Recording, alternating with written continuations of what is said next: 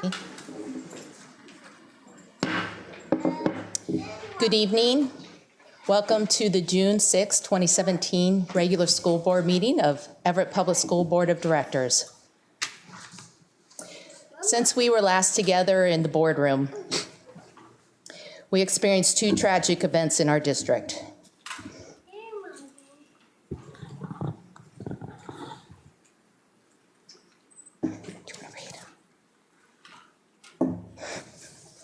Since we were last together in this boardroom, we've experienced two tragic events in our schools. We mourn the loss of Jamin Weller of Evergreen Middle School and Autumn Hanson Latour of Jackson High School. Words cannot express the tremendous grief these events have on their families, friends, and our community. Two lives taken from us much too soon. We commend the sincere actions of the teachers, the counselors, administrators, and students to help each other understand, process, and heal from such a loss. Please join the board in a moment of silence in honor of their memories.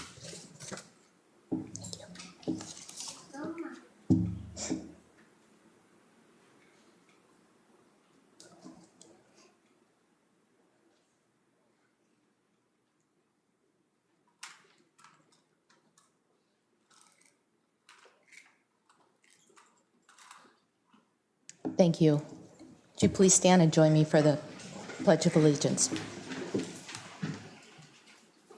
I pledge allegiance to the flag of the United States of America and to the republic for which it stands, one nation, under God, indivisible, with liberty and justice for all.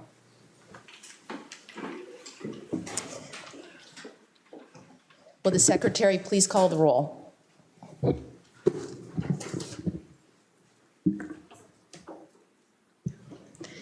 President Mason. Present. Vice President Andrews. Director Lassane. Present. Director Mitchell. Present. Director Winta. Present. Student Representative Curlow. Present. Student Representative Parikh. Present. Thank you. Our first item of business tonight is the adoption of the agenda. Dr. Cohn, will you please introduce the agenda for us? Yes, consistent with the plans established at your 2016 summer planning workshop, tonight's agenda contains several elements related to both the district's strategic plan and the board's annual goals. There is a segment tonight for routine business, one for recognition, a segment for strategic progress reporting, a segment for new business, one for upcoming agenda items, and a segment for board comments. Since publishing the agenda to you, the following items have been updated. Item 8.1, Superintendent's report, will be updated during the meeting as is customary for our regular meetings. Item 9.2, English Language Arts Adoptions Implementation, was updated because the order of the slides in the presentation needed to be adjusted. Item 14.3, regular meeting, June 20, was revised to remove a policy review item. And item 14.4, special meeting August 30, was updated to include a list of prior agenda topics for summer workshops so that we could review those for a few moments during that topic. In all other respects, the agenda is as it was published to you. You may elect to change the order of business by a majority vote of the members. If you choose not to do so, we would ask your approval of the agenda as it's been presented. Thank you. Is there a motion to approve the agenda as amended? So move. Second? Second. It's been moved by Director Lassane and seconded by Director Mitchell. Is there any discussion? Hearing none, we will move to a vote. All those in favor say aye. Aye. Aye. All those opposed, no. The agenda is adopted. Okay, on to the fun part of the meeting. Section 5.0 is our recognitions, and tonight I believe we have Dr. Betty Cobbs in the room. There she is, who has been recognized as the 2017 Western Washington University Distinguished Alumni. Dr. Cohn, please take it away. I'd be happy to. Yes, Woodside's principal, Betty Cobbs, is a... Come to the lectern.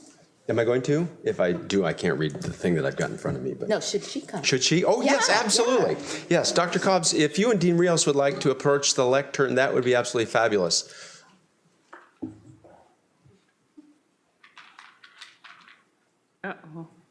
Okay, thank you. A little trepidation there. Yes. We want you to know that recently Western Washington University recognized Dr. Cobbs with the Woodring College of Education Alumni Award. The College of Education's Dean, Francisco Rios, is here this evening with us, with Dr. Cobbs, to talk with you a little bit about her participation at the university and the reasons that the University and the College of Education provided this particular honor to Dr. Cobbs, who is very well known within our community. So it's a great pleasure that to have Dean Rios with us this evening, and we're very much looking forward to your remarks in Dr. Cobbs' honor. Thank you. Well, thank you, and we appreciate the opportunity not only to be here, but also to thank the Everett School District for the partnerships that we are working with, in particular with Superintendent Conan and Debbie Kovacs, to really increase the diversity of teachers coming into the school district. I've had the opportunity and the privilege the last 6 years that I've been serving as the dean to every year to go out and meet our amazing alumni of the College of Education. And it takes me all over the state. In fact, it takes me all over the United States to meet these outstanding alumni. And every year we're looking to identify one individual who we think really exemplifies the best of the mission of the College of Education. One of those aspects of that mission is to honor diversities and promote social justice. And when I first met Principal Cobbs in her office at the school, I was just struck immediately by the fact that, first of all, she was a pioneer, the first African-American principal in the school district here. And all that that represents, not only in terms of being a role model for our community and for our youth and for people all over, but also for bringing a passion around equity and justice and inclusion and diversity to her work. One of the other things that really struck me as we got to know Betty a little bit more is that the tagline for the university is Active Minds Changing Lives. And as we began to read about all of the things that she's involved in, whether it's with Everett Community College or Parks and Rec, or the various and countless number of other civic engagements that she's engaged in, it was really clear to us that she really did exemplify what we mean by active minds changing lives. And so it was pretty easy for us to go back, and as we began thinking about making a nomination for an outstanding alumna, to recognize Dr. Betty Cobbs, and really appreciated the work that Peter Scott suggested. And he used two words that I think really were appropriate for this, and he called her a pioneer, and he called her a pillar. A pioneer in terms of all the things that she's done, forging ahead really as a leader, as a prominent person in the community, but also a pillar of the community, a person who really does exemplify that active citizenship nature of our work. She's done this with the highest regard for her professional colleagues, as we've come to learn, a commitment to community, and most important, and I think something that we all share, a sincere passion for assuring the economic, social, and cultural success of all students. So it was with great pleasure that we had the opportunity to honor, recognize, and celebrate Dr. Betty Cobbs as our 2017 Distinguished Alumna.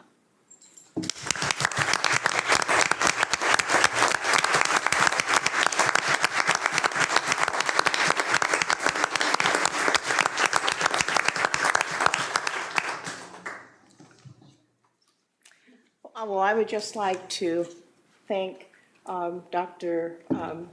Rios for coming this way to make this presentation to me. Again, it was truly an honor to be up in Bellingham, back at my old alma mater, to receive this award and to be recognized among a number of great individuals. It was wonderful to see those that were also honored, and it was like, oh my goodness, I am really part of a distinguished group here. I have to say that I am so pleased with the profession that I always knew that I would be a part of. And it has just been an honor to work with children and teachers and families over the many years that I've been in education. And also, I think that I could not have selected a better district to work in. I think it says something when you stick around for as long as I have in the same district. I want to really thank the many people in this district that allowed me different opportunities to do things throughout the years. But my greatest joy is working with children, making a difference in their lives, working with teachers, helping to develop their skills and their strengths so that they provide a program of equity for all children. Our students that we serve have great potential. They are the leaders of our community in the future, and the preparation that we put them through is critical, that we do the very best job in getting them ready, not only for graduation, but for higher ed, for career, whatever it is they choose to do, that they go out prepared. So I thank all of you. I thank Dr. Scott for writing what must have been a tremendous letter that you read, and also for all of the administrators that have helped to develop my skills over the year. I just can't tell you what an honor this is, and I just thank you for this recognition. Thank you.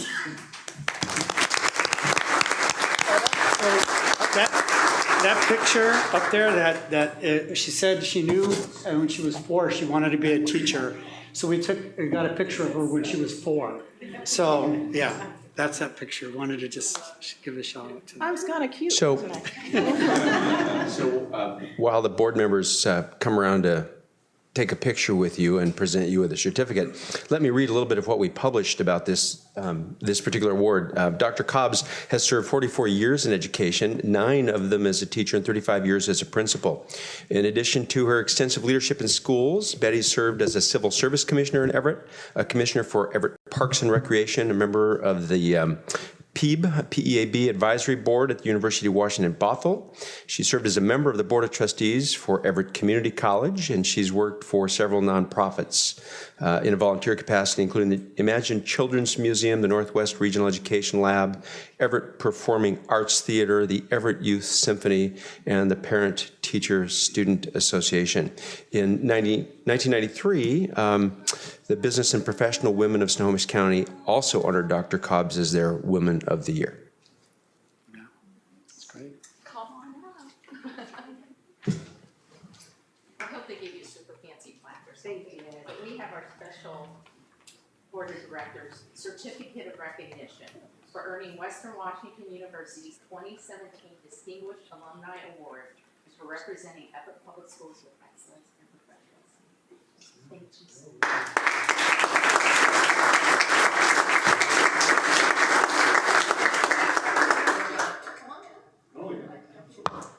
I guess this one. This way. Want the flags behind their heads. Oh, okay. Oh.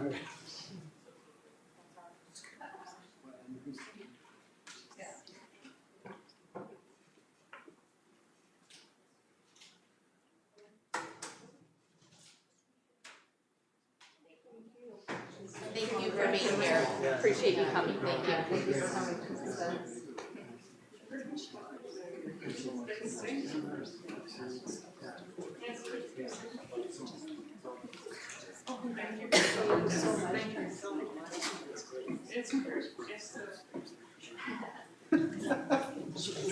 Yeah, that's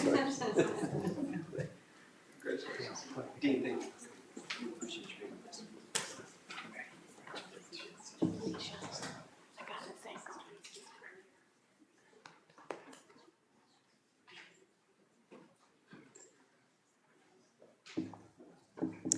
Our second recognition this evening is to honor the Everett Public Schools Teacher of the Year for 2017-18, Miss Becky Kitzman. And I believe Dr. Lancaster and I'm going to start by Okay. honoring, doing something a little different and honoring our first ever Mother of the Teacher of the Year. So Cookie Kitzman, would you please come up?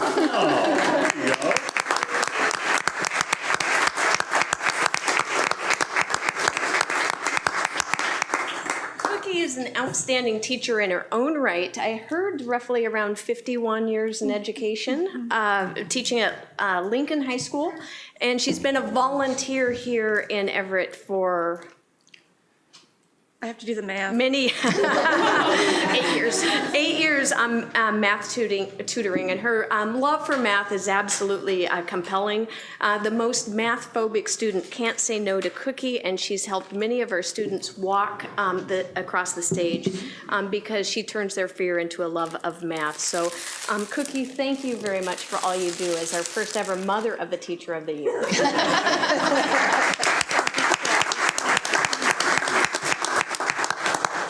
Now I'll call up Kelly Shepard and Becky Kitzman to introduce our Teacher of the Year, Becky Kitzman, who is a math teacher at Sequoia High School. I wish I had known I could have put a 3-year-old picture of you up too, Becky, because I would have. So I'm going to start a little differently. What did the 0 say to the 8? Nice belt. That was a courtesy laugh. Oh, were you cueing them? Becky's known for her jokes. For example, she was all excited the other day. She saw me and she was telling me about this lesson she was doing, and she started the class saying, "What do you call a hungry parrot?" And no one knew. So she went on at the end of the lesson, and the student, she said, "Okay, what do you call a hungry parent?" And one student reluctantly raised his hand and said, "Polynomial." Come on, harder.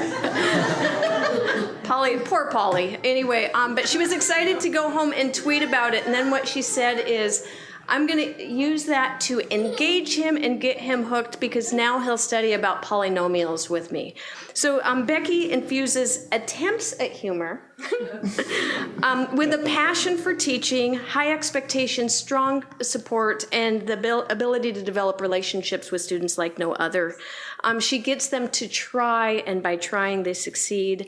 Like her mother, she is truly an outstanding teacher, the type that makes you want to actually go back and take algebra again.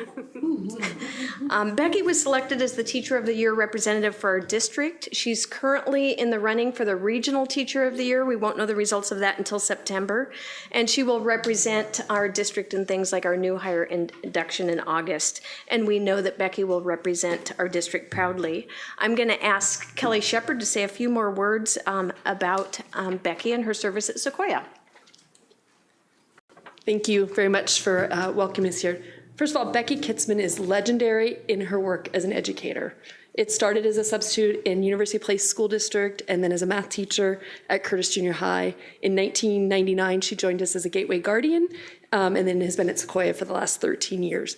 However, my first introduction to Becky is in the mid-90s when I was a young math teacher in the Puyallup School District, and a mentor would talk to me about this person that was this amazing math teacher and having incredible successes.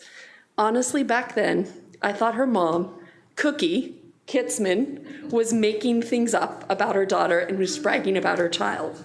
Now, I know Cookie Kitzman was so right. As 20 years later, I have the privilege of working with Becky and seeing her amazing impact on students. Students and staff describe Becky as passionate, wickedly math smart, and they wanted to clarify, just math smart. Inspiring, welcoming to all, encouraging, celebrator of student successes, tenacious, funny if you want to pass her class, relentless pursuer of students, both academically and social success, and da bomb. But known mostly for finding a way to unlock the mathematical potential in each of her students. She stays with each student and presents the concept multiple ways until that aha learning happens. I love walking in her classrooms because you never know what you might find. These are all happened in the last month. Belting out a show tune to remember a mathematical concept, wearing a pink see-through backpack with all of her students' cell phones in it because she was tired of the distractions, tweeting a picture of notes from class under her math or Twitter handle at Becky Ninja Math, using her new GPS navigation system in her car to motivate students to learn about coordinates and graphs, or telling the corniest math jokes that were ever invented. Each of these is in pursuit of making connections, reducing math anxiety, building student confidence, creating opportunities for success, and facilitating learning. She makes teaching the whole child math look easy. Some of you may remember from your high school geometry class the Latin abbreviation QED, which is errata demonstrum, meaning that which was to be demonstrated. And QED is often used at the end of your mathematical proof to say that it was proven. Becky Kitzman equals Everett Public Schools Teacher of the Year, QED. Becky, thank you for making an impact on our students.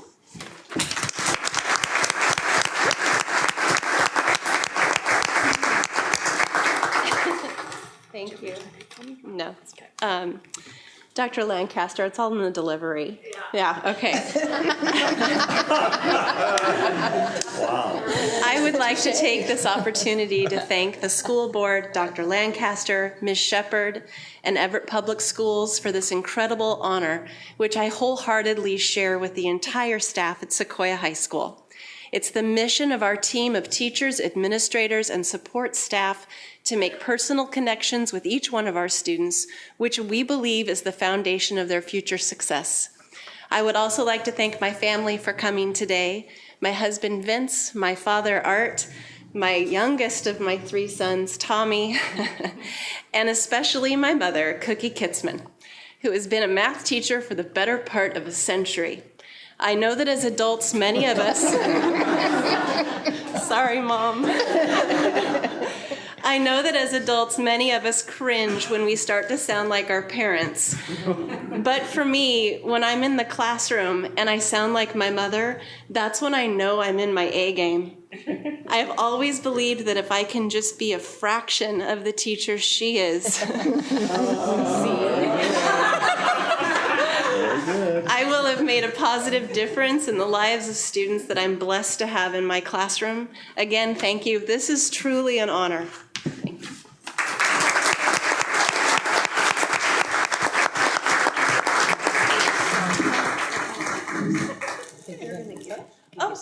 Oh. Don't go away.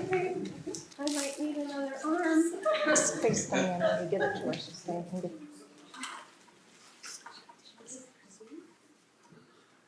okay, you get a really cool. Oh my gosh, that's so Ready? cool. So on behalf of Everett Public Schools and all that you've done, congratulations. And you have no more hands. I'll just hang on for you. Thank you.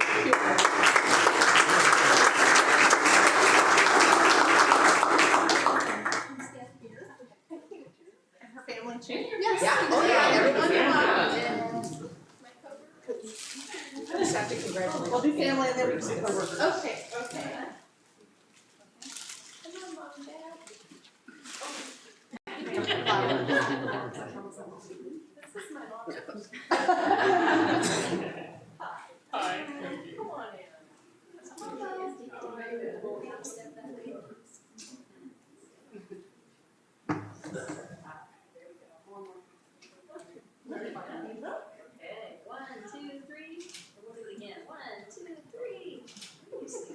And then can we get Sequoia's back?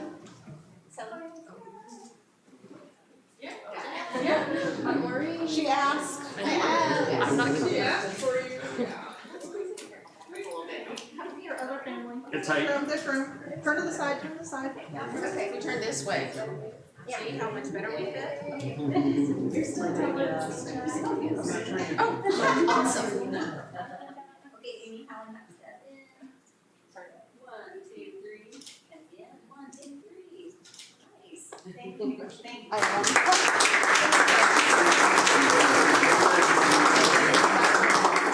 Congratulations.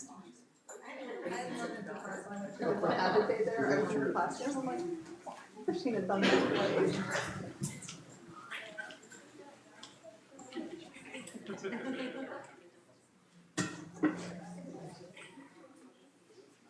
Okay, moving right along. Our third recognition is to honor the leadership of our board president and recognize our former board president and recognize Ted Wenta for his outstanding role. I would like to personally thank you for your service. I now know that the role of president requires just a little bit more time.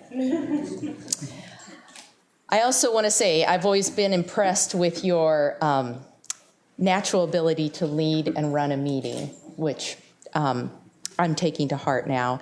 And I didn't know if it was Ted-tistic or Ted-tastic, but your colloquialisms always keep me smiling as well throughout board meetings.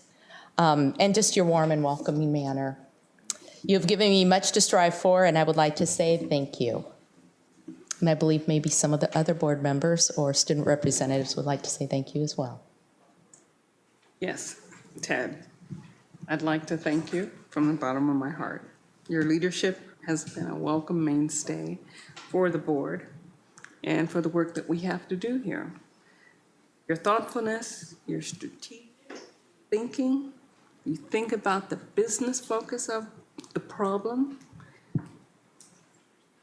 and whatever is necessary to make sure that we stay dedicated to making a difference in the children that we serve, the staff that we serve, the board colleague members as a whole. And thank you for what you've done. When you decided to run for the school board, you were really at that time running towards fire. And it was very, very courageous of you. And when you stepped up to the board president position, you did it with such grace, and I believe represented and will continue to represent this district with such honor and passion. And I am thankful that we get to continue to serve with you and that you get to continue to lead the direction of this district, and thank you. Director Wenta, I would also like to say thank you. You have made this year very exciting. It's my last year, so I say thank you for just always being there and for all your support towards everything I do. Thank you. And I'd also like to thank you, Director Wenta, for all your mentorship throughout this year and helping me learn the ropes here at the board. And thank you so much again just for your support throughout this year.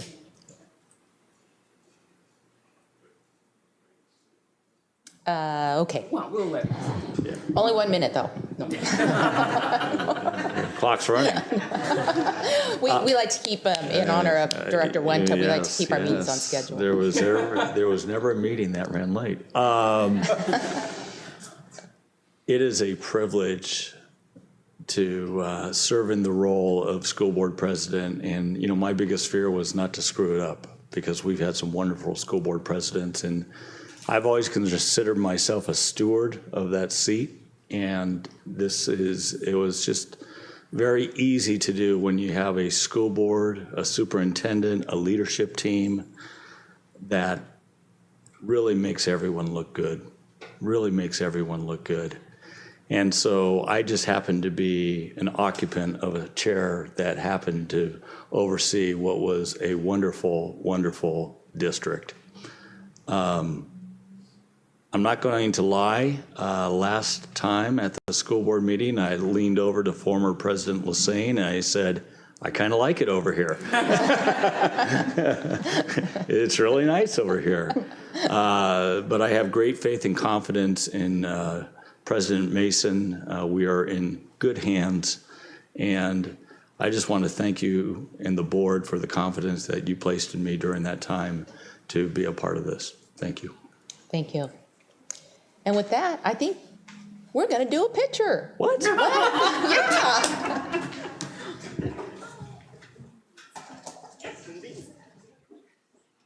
We might have a little something for you.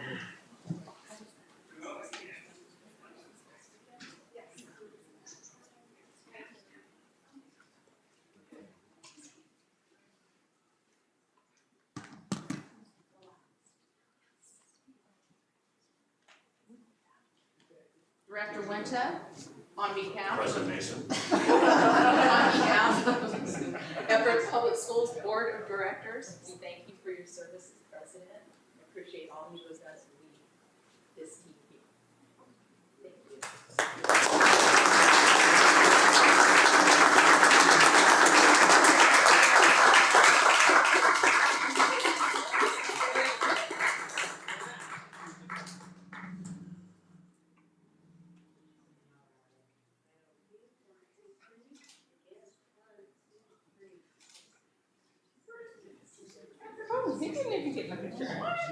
Come on. You're part of the team. He's part of the team. One more. sorry. 1, 2, 3. One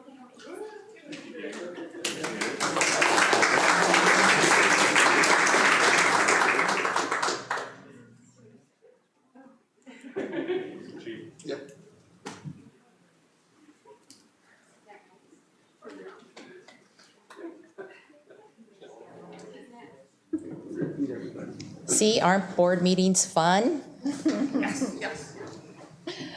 Okay, last but not least. Sadly, we have to say goodbye to an outstanding student representative to our school board. Amy Carrillo came on board 2 years ago. Pun intended, maybe. It's been a wonderful journey to watch you grow from a quiet young lady to a very confident person who has helped inform decisions and provided wonderful feedback from a student perspective. I know you have an incredible future ahead of you, and we look forward to where this journey takes you next. Congratulations. And I ask my fellow directors if they have anything. You know, it's always fun to watch our student representatives grow. And I remember when Student Representative Peace left us and the hands were put in Ms. Carrillo, and you know, I leaned over to Druvik and I said, "You're our senior statesman now. You're going to be the man." But Amy, you have represented your school and the school board and the students with distinction. And I think where we see that the most is during Advocacy Day, where you see students just blossom as they advocate on behalf of public education. And so take those lessons to WSU, which I'm very go Cougs. We're very excited. And congratulations on all your accomplishments. Amy, I'd like to say congratulations on going forward on to bigger and brighter new chapters that you have ahead of you. This journey that you made is going to be an exciting one, and I wish you well.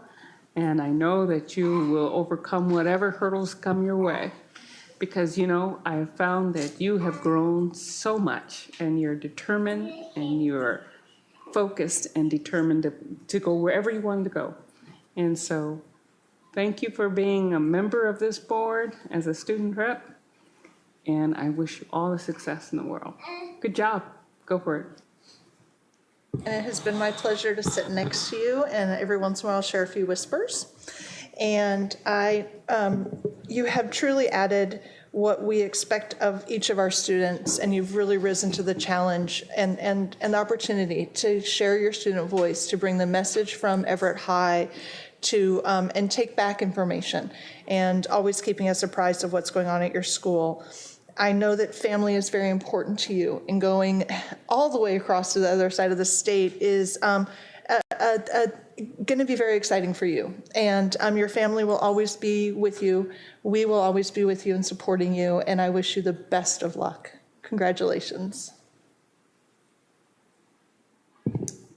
Thank you so much, Amy, for being such a great mentor to me this past year with the board. Coming into this position, I didn't really know what to expect, but you really helped me learn how to be an effective student representative and gave me advice about the board and high school and senior year in general, and I really appreciate it. Hey, more pictures. No. Oh, you want to say something? Well, I guess all I want to do is say thank you for this opportunity. It's been amazing. Although it is sunny outside, I do enjoy the hours I spend here. I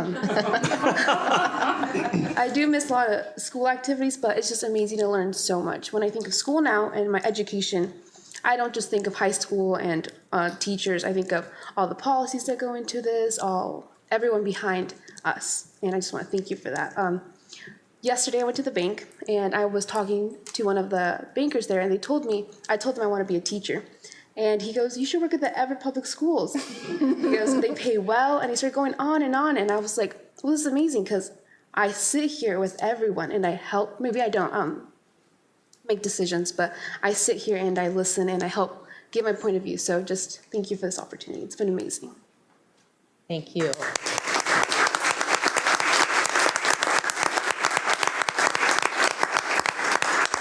And this could potentially be your last school board photo.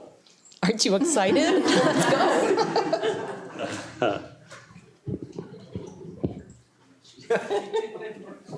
Until you come back as a teacher and we are. Yes. There is Debbie Kovacs right over there. She should be the first person you see once you get your diploma. To be in the parade, to get to present on behalf of Everett Public Schools Board of Directors.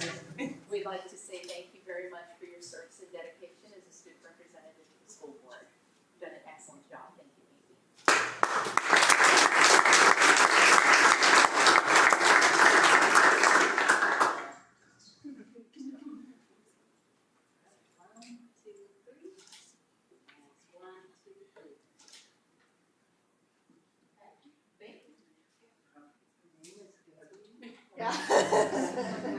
Just so that you know. Just want to make sure you are aware. I actually got your cake. Oh, thank you. Stop by, sneak cake. Oh, nice.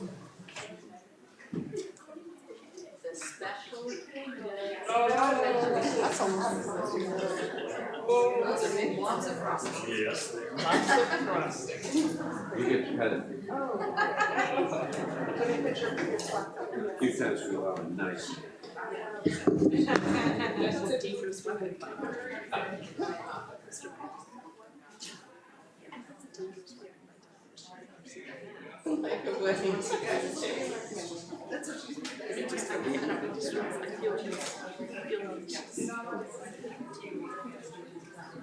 To your 18.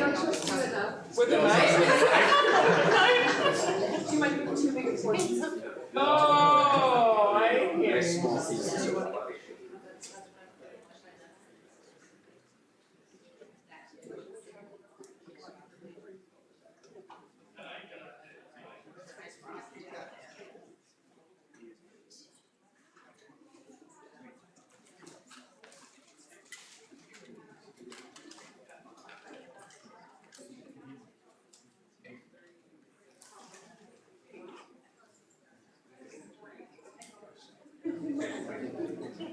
So this is fairly traditional for us when a student rep is leaving the board. And we don't really get to buy a huge cake, but we cut it up into a lot of pieces. So everyone here is welcome to come up and celebrate with Amy on her graduation from the school board. I think there's enough cake for everybody. Got at least 48 pieces. I can try to eat back to the fraction of a piece. 40 pieces. Sorry, there's only 35.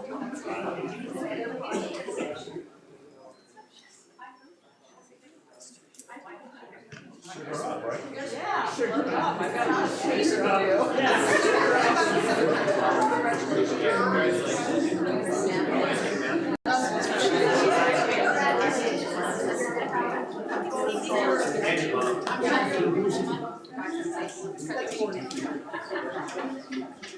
Next week, Tuesday.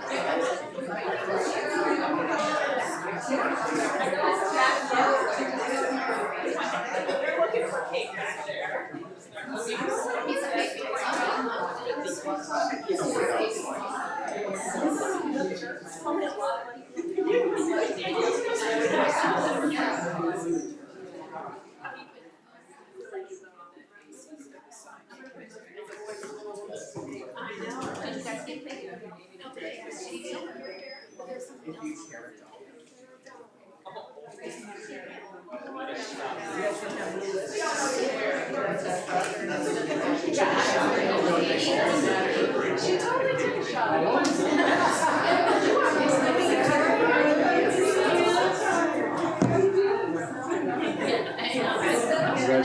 Thank you so much. You will be missed. I will miss this, actually. Yeah. It's, culmination of your senior year, and hopefully this is something that's going to enjoy. It's just amazing here. I was trying not to cry the entire time. I was just. It's a big deal. It deserves to be celebrated.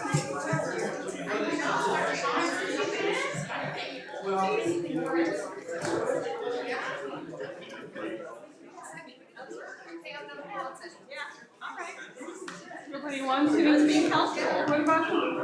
They don't want one anymore, these people. So no. Yeah, so we'll get started. I know, we get dessert, don't we? Nobody wants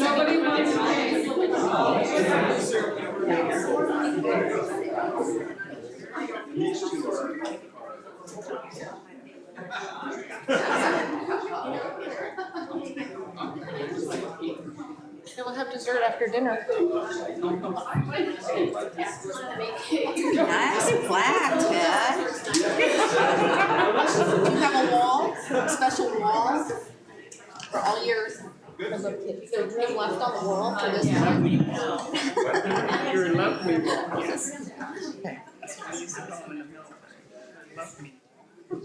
Yes,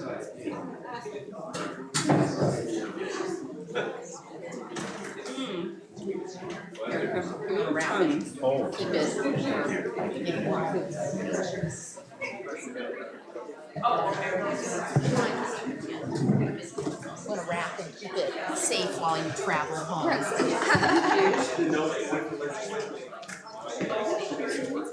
Yeah, that's right. So you're going to speak to us.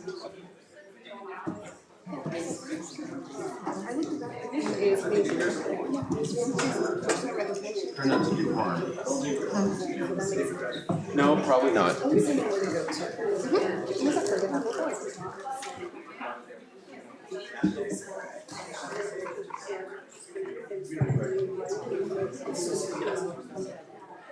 don't know if I like blue frosting, but I like cake.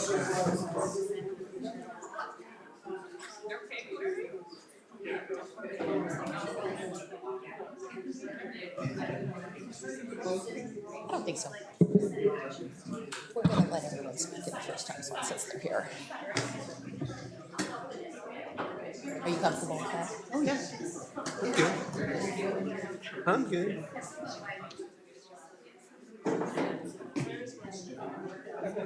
Okay, I think we're going to get started again while everyone eats cake. Okay, on to the meeting. We are at section 6.0, public comments. The school board sets aside 2 15-minute time periods during each regular board meeting to hear from our constituents.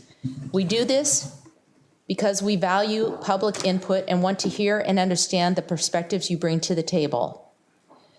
Dr. Cohn, are there any requests for comments during this first public comment time?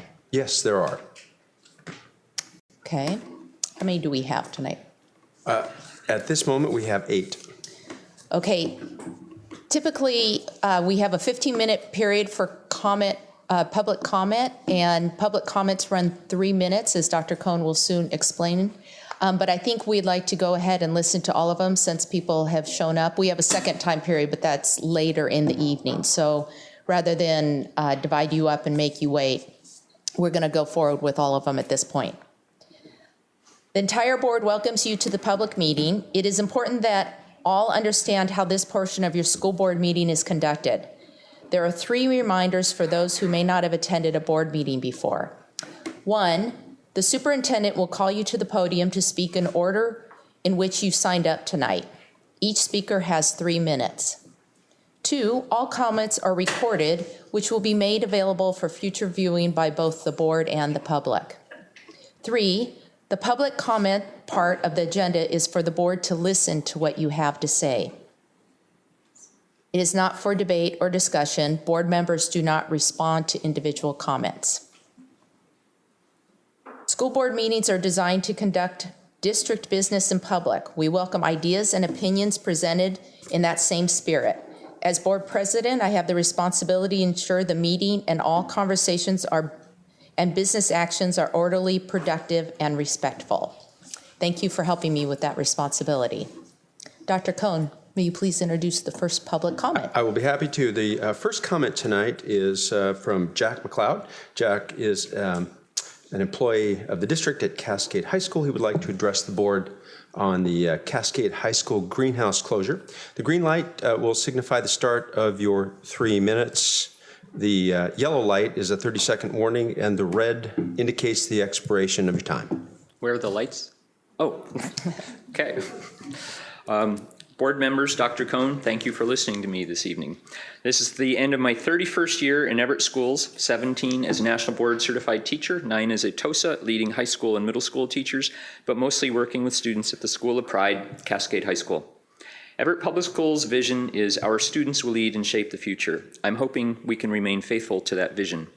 5 years ago, a freshman student, Audrey Tabor, suggested we clear out the blackberries of the unused greenhouses and grow food for the community. This student had vision. When I paused to consider the magnitude of her question, she handed me a list of grants. She was visionary and a pragmatist, and 3 years later, she was a superintendent's scholar, and she's here tonight too. Because of this young student's vision, 4 years and $14,000 of grants later, students built raised garden beds, made community partners, grew and donated hundreds of pounds of food, and just finished one of the largest aquaponics systems in the state. On April 20th, I was told the greenhouses are shutting down because of safety concerns. I repeatedly asked for a written list of the concerns, which finally came as an administrative memo 4 weeks and multiple meetings later. During this time, I received many compliments for what we were doing, but resistance about anything being fixed. I found out the district was serious when one afternoon I saw padlocks on the greenhouses and 3 signs saying, "Danger, do not enter." No warning and no consideration for students who have an active system with over 100 plants. 3 issues have been raised: safety, curriculum, and money. The greenhouses closed because of safety issues, so I will briefly address this. The administrative memo lists 6 safety hazards. One of these is an immediate cause for concern: loose electrical wiring. 2 others about old rusty equipment are also of concern, but like I said, we have an immaculate safety record. The other 3 reasons are not cause for closing the facility and even include inaccurate statements about ventilation, water drainage, and mold. I am leaving a written response to this memo, also CC'd to appropriate administrators. I want to be very clear on this. Decisions to close the greenhouse are being made on inaccurate information. I was told an hour ago that plans are to tear down the greenhouses this summer. This is suddenly like a steamroller. I was told, quote, "No one is in support of this facility." They're not in support because they're making decisions on inaccurate information. I also asked what happens to the aquaponics system students built. It's 70 feet by 20 feet. Will it just sit in the grass? The response, we hadn't thought about that. I asked for 2 things: an immediate halt for plans to tear the greenhouse down, and 2, the essential safety hazards be fixed. Well, how much time do I have? Less than 30 seconds. Okay. To expedite the process. So our students will lead and shape the future. Audrey led and shaped our future. One 9th grader had the vision to turn an abandoned blackberry-infested greenhouse into a unique resource benefiting students and community. Surely Everett School District's leaders can collectively figure out how to keep the 9th graders' vision shaping our future. Thank you for listening. Thank you.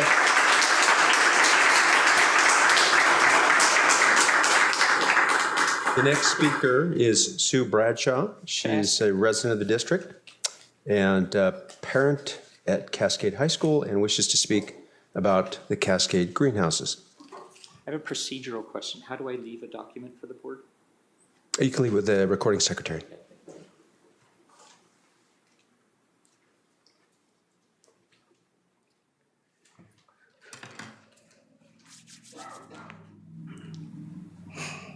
You can go ahead and start. Okay. I'm hoping I can do this without tearing up. So I have 2 sons at Cascade High School, both seniors. And I'm not here to talk about safety issues. I'm not here to talk about curriculum because I'm not expert in either one of those. What I'm here to talk about is the lack of respect that has been shown to these students that have been involved in the greenhouses. I talked to Dr. Lancaster 4 weeks ago. She said, oh, it's a great idea if I were to come out and speak to the students directly. As far as I know, after talking to Mr. McLeod, nothing has happened. Students haven't been given any information except what's been passed through Mr. McLeod. And I think that that's really disrespectful. You have students that have put in thousands of hours into these greenhouses, volunteering their own time, have learned so much and have gained so much information and experience, things that they wouldn't gain in the classroom in some of their classes. And you don't have the respect to come out and talk to these students specifically. That's, to me, I can't believe that. That's unconscionable. As an adult, we would be livid that nobody was talking to us and would come out and show us that respect. Why can we not do that with our students? We expect them to treat adults respectfully. We are teaching them life skills in these classrooms, yet we're not willing to go ahead and practice what we preach. And I'm really, and I don't mean to be disrespectful, but I am really ashamed of administrators and adults in this district that you cannot do that for these students. It's not fair to them. My son has spent numerous hours over the last 4 years in the greenhouses.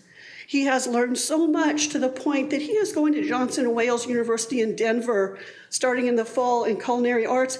He wants to go ahead and promote greenhouses at that school with the aquaponics project. He also has a cousin that graduated from George Washington University in Washington, D.C., has been working on projects in Haiti to help the people there. Jeremy has connected with his cousin to go ahead and do aquaponics in Haiti to go ahead and help those folks. He didn't get that through any of his classes. He got that through the aquaponics and through those greenhouses. So much has been learned by him through those greenhouses, through Mr. McLeod.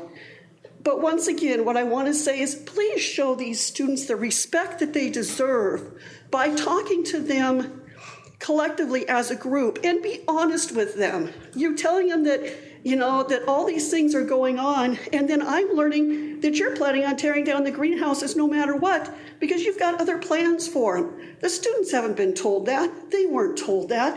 They're hoping that they can go ahead and be saved. Thank you very much for your comments.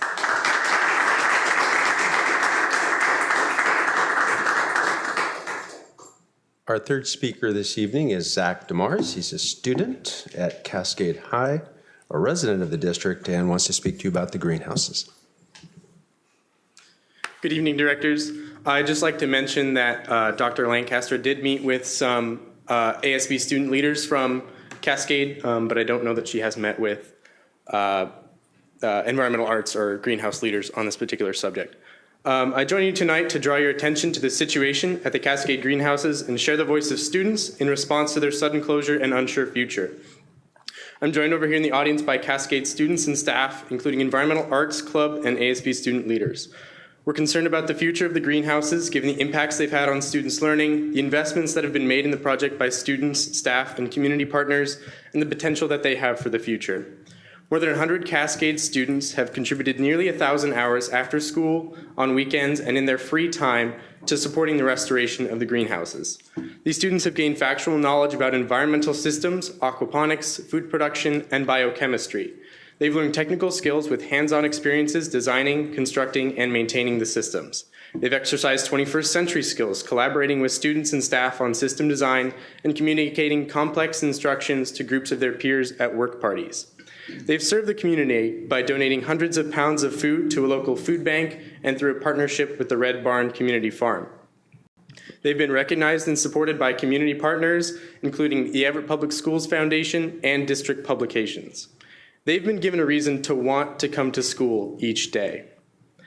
They're also now partnering with 3 local community colleges to support students at both the college and at Cascade. One of these partnerships with the University of Washington's Bothell campus had to be cut short due to the surprising shutdown of the greenhouses. Grad students were planning on creating Bluetooth-enabled water monitors in the aquaponics systems. Once established, they would teach Cascade engineering students how to program and adjust the monitors.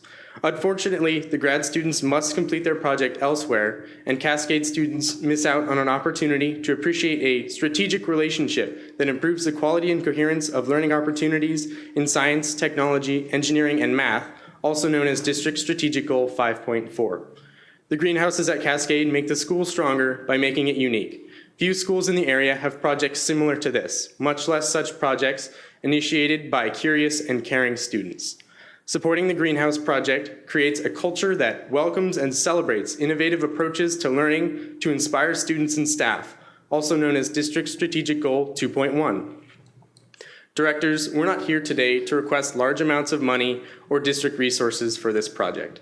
We simply ask that you give the students of Cascade and the Greenhouse Project your consideration and support for its reopening, rather than forcing the project to end abruptly and without regard to the true impact on student learning and culture. We thank you for your service, time, and support in this matter. Thank you.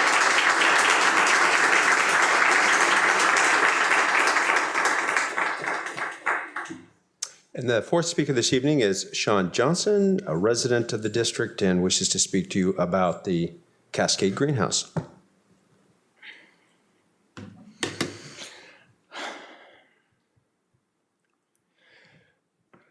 My name is Sean Johnson.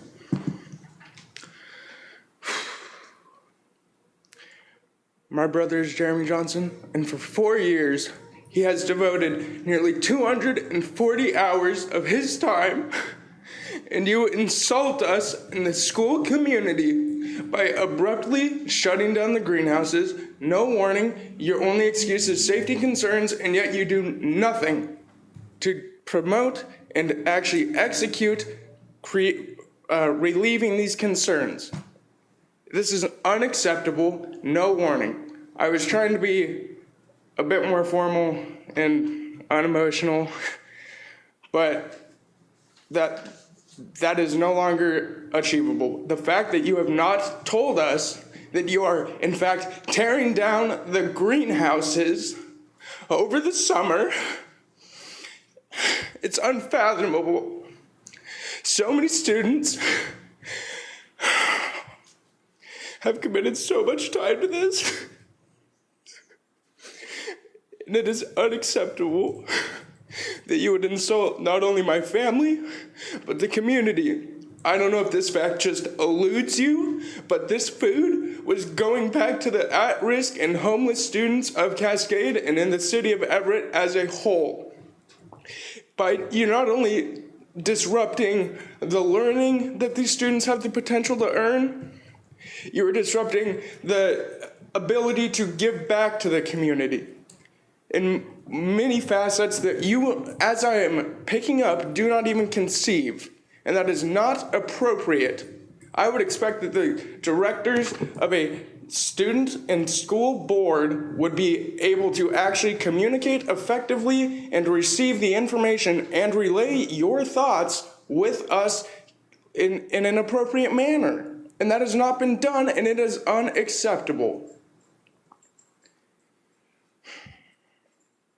So much of my time, 90 hours, that is barely a fraction of what my brother has done after he took over from Aubrey. He has committed over 240 hours. I don't know if you heard my mother, but 1,000 of those hours, my brother contributed over a quarter of those hours, and you do this to us.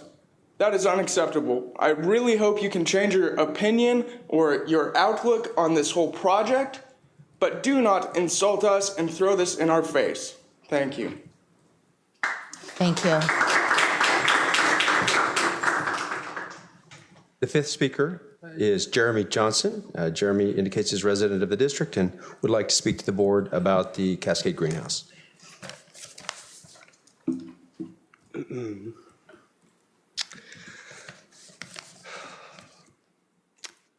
Hello, school board members and Dr. Cohn.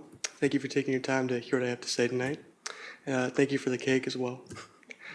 So my name is Jeremy Johnson. I'm a senior at Cascade High School, and I'm now the preceding president of the Environmental Arts Club, which I've watched over for the last 2 years. We are the group primarily involved in the Greenhouse Project. And So I've been involved in this project mostly since almost its beginning, working alongside many of my fellow students and fellow graduates now of Cascade. And we have now put in a total of 1,680 hours of service, which we volunteered freely of our own time to this project. Our incentive was to come and fulfill someone's dream, at the same time giving back to the community, which has shaped the people we've become. I find it very disheartening with how we've been received, hitting more roadblocks than we have support through your program. We finally finished this system after 5 years. It runs perfectly. It was going to help support the local community by harvesting almost 400 pounds of food per harvest. The fish, which would eventually be old enough to consume, would also be an additional 300 pounds. We'd also have we would have also service tanks to clean the water on its way through the system again, which would raise shrimp, crayfish, and even lobsters, which we would then as well donate to the community. I find the response we've given also quite frightening for any student involved in the idea of giving back to their school. If this was the response we've received, students working in an unoccupied space, raising their own funds through grants, and building the project themselves from the ground up. I had hoped to see the system fulfilled, finally finished this year, and I am glad to say that it has been. But I am also sad to say that I need to see the support of the school board in what we've been doing, to say that the time we've spent out there meant something, and that students should be not afraid to give back to what they've to give back using what they've learned through their high school career. And I'd like to quote the mission of the Everett Public Schools, that we build community, support, and invest resources to inspire innovation, excellence, and achievement from all learners in the Everett Public Schools. I see this as an achievement, but I would like to see the support. Thank you. Thank you very much for your comments.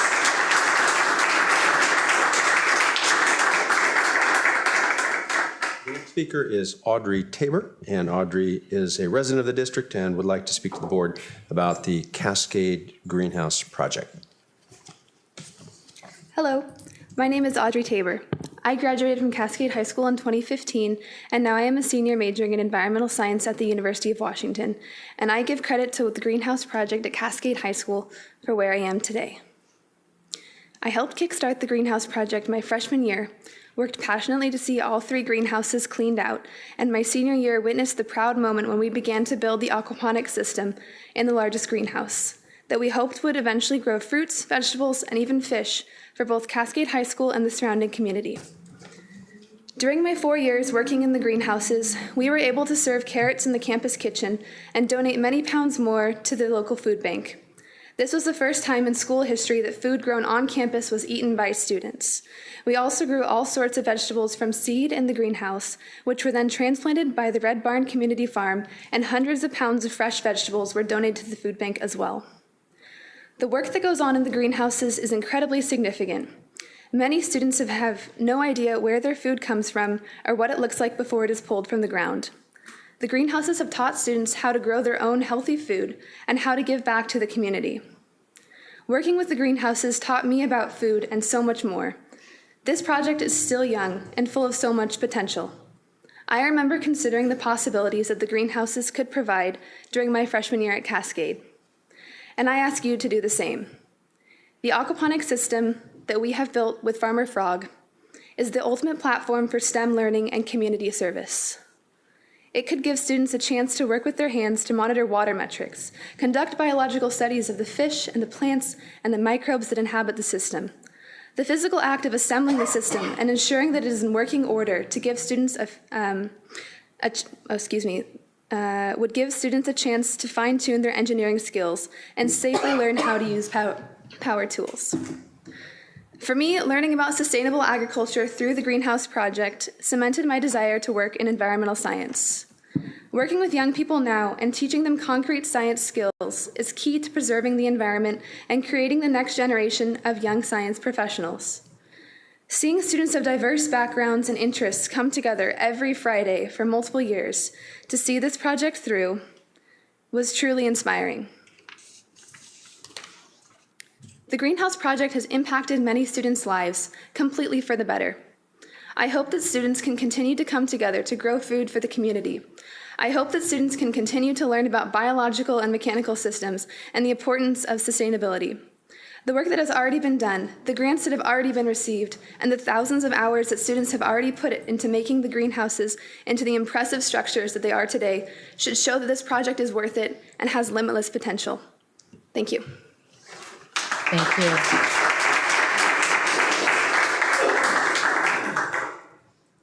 The next speaker is Andrea Tucker. Andrea is a resident of the district, works for a business located in the district, and would like to speak with the board about the Longfellow Building.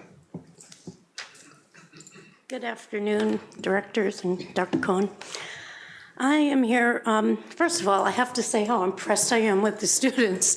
And I'm so far removed from this in my business. And I'm chair of the Port Gardner neighborhood, which is this neighborhood. I'm also on the Everett Historical Commission, and I'm on the board of Historic Everett. So as you can imagine, I'm here to ask the board to seriously consider the $2 million offer for the Everett Museum of History in the Longfellow School building. And that's it. I'd like to just ask for support. Thank you very much. And the next speaker for our first session is Patrick Hall. Patrick's a resident of the district and would like to speak to the board about the Longfellow Building.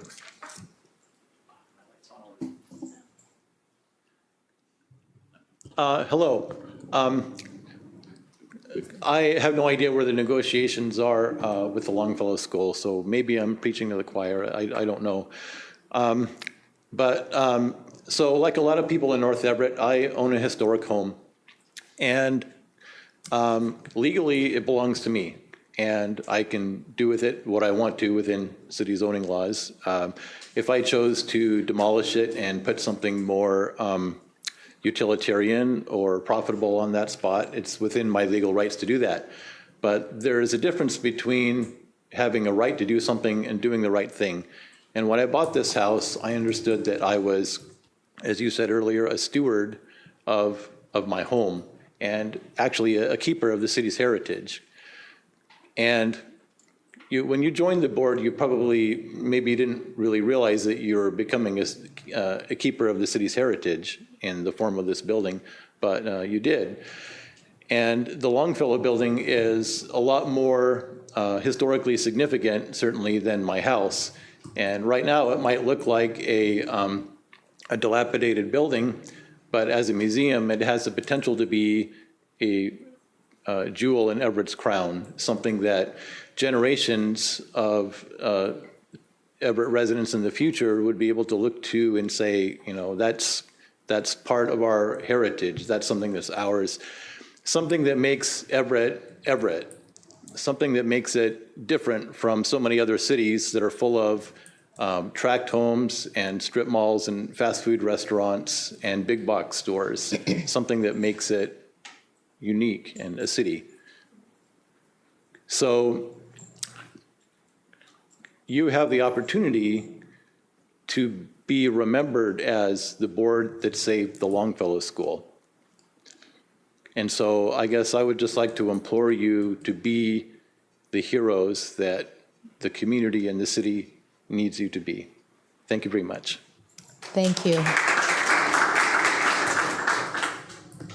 That's it? Concludes public comments. Okay. I'd like to just take a minute to thank everyone who came tonight to express your opinions.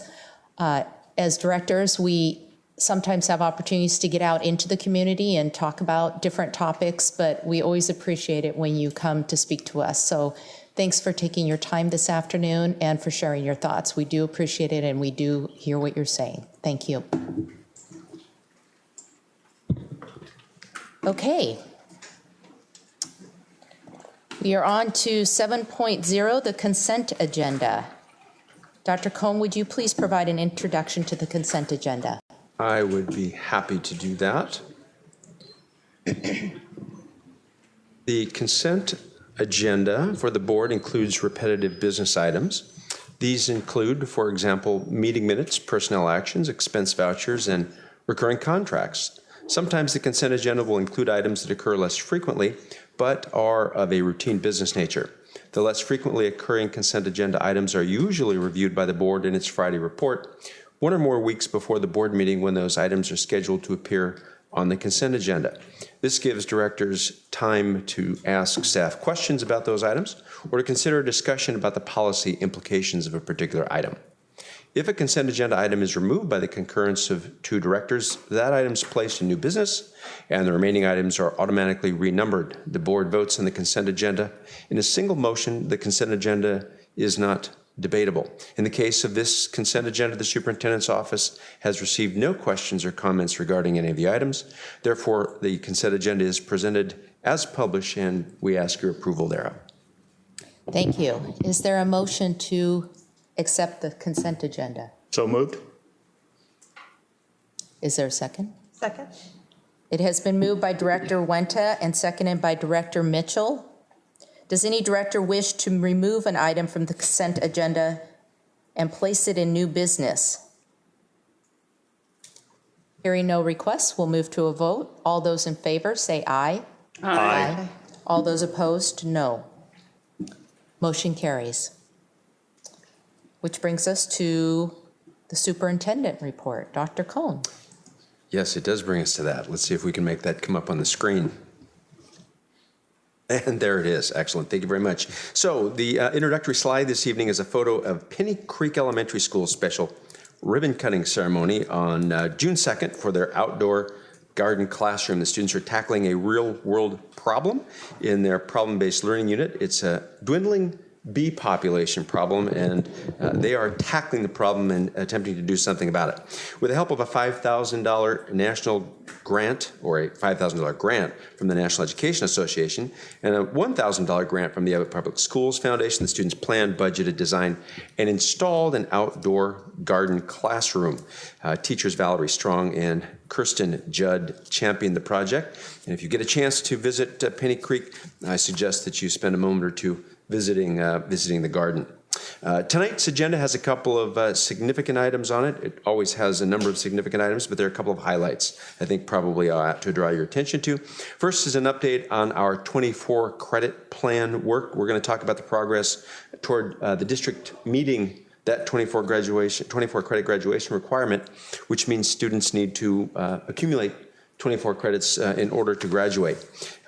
We also have an English language arts implementation presentation, and I think this is a particularly powerful presentation for you. It will highlight the K-12 alignment of standards, instructional design assessments, and professional learning in this English language arts program writ large, and I think we'll draw together for you a number of the parts and pieces of the adoptions that you've been involved in over the recent past.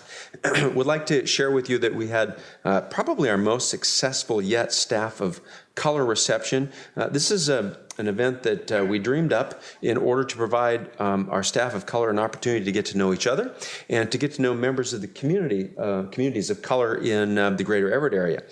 We've attracted a number of sponsors who repeatedly supported this activity, and this last event drew almost 50 people. So I'm really pleased about how this is unfolding, and actually looking for the possibility of connecting this with the Communities of Color Coalition and having them sort of be an ongoing named sponsor for the activity. The purpose is to, as we recruit staff of color to the district, connect them with folks in the district and in the community, so there's a much better chance that they'll stay with us longer because they essentially put down roots in the community. We also had recently our annual retirement celebration. We started this activity. Some of you may remember that we used to bring folks to the school board meeting when they'd announce their retirements, and we would do that in a regular school board meeting. Well, instead, we've shifted to an event where all of the retirees who want to be a part of that come together, and the board and their immediate supervisor recognize them. 40 staff are retiring this year or have already retired. And I have to tell you, it was a really lovely event. It gets a little nicer every single year. We get a little bit better at it every single year. We also celebrated our superintendent scholars. Here's a picture of the superintendent, actually, and the 4 scholars, one from each of our high schools. Alexi Strike was honored at Cascade, Wyatt Mason at Everett High School, D'Artagnan Fawn at Jackson High School, and Emerson Hunter at Sequoia. 2 of these youngsters are ASB presidents and traveled with us to Olympia to advocate on all of our behalves to legislators. And I have to tell you, once again, our foundation support for this activity is superb, and I don't know about you all, but I find this one of the highlights of our year. As is the district athletics award ceremony. We had again the student athletes who are leaders across the district honored at a district-wide event. This year, the event was held at Everett High School in the modernized gymnasium, and once again, the sponsor is Duane Lane Auto Centers. This is a picture of the students who are honored, and Duane Lane, Tom Lane, who is there, has been there the entire time that I've been superintendent. Very grateful for the families and the company support for this activity, and really a great group of students. I want to thank the Rotary Club, our Rotary Club of Everett, for their continued support of the district's AVID program. The club provided 10 AVID students with $500 college essential scholarships to purchase items at a Fred Meyer store in Everett. These items are intended to help them get a good start at college and be able to have a very successful first year. They buy things like routine supplies, hot plates, laptops, and things of that nature. The club has supported these college essentials shopping visits for several years. And I have to tell you, at Rotary today, one of the members stood up and actually got a little teary. He was so moved by the experience being with the students. And I just wanted to draw your attention to that. I'm very grateful for the club's support. And I want to thank Director Wenna for all the work that he's done to make that happen. I want to draw your attention to the Innovation Expo that's coming up June 8. It's a district event that showcases youngsters' innovative activities, elementary school, middle school, high school. It's a remarkable activity. The event also includes a variety of community members who sponsor booths at the Innovation Expo. And of course, there's a wonderful networking opportunity for students. They have an opportunity to meet folks from colleges, universities, and a number of employers in our area. This STEM competition is a favorite for many, many folks in the community, and we've actually been asked to expand it beyond the district by our Economic Alliance, and we're looking forward to the possibility of working with them on that kind of an expansion. We hosted recently one of the remote sites for the Governor's Summit on Career-Connected Learning. It was the 31st here at the CRC. Our count is that 54 people attended the summit here. Apparently the only larger remote site was in Vancouver, and it was bigger by one person. We had representatives from education, from industry, from government, from the community, from the healthcare, media, tech, and nonprofit sectors. State representatives Lillian Ortiz-Self, Strom Peterson, and Shelley Kloba were with us, as was Everett City Councilman Jeff Moore. We were very delighted to have Mr. Moore join us at this event. And 2 of our school board members, Director Lassane and Director Mitchell, joined us. It was very much a regional event, and I think it would be fair to say that a number of very strong connections were made during the summit, and we're very much looking forward to follow-on activities and events. Representative Kloba also visited the district a little earlier in the month, I guess, or the week. The same day. Was it the same day? No. Was it the same day? She told me all about it. She told you all about it? Okay. So Representative Kloba visited Gateway Middle School. Shelley Patillo hosted the visit with an orientation to the school. We visited a number of classrooms, including English language arts and orchestra and robotics. And I'll tell you what, Wilson Arnold and the robotics kids were so involved, they did not even see us come into the room.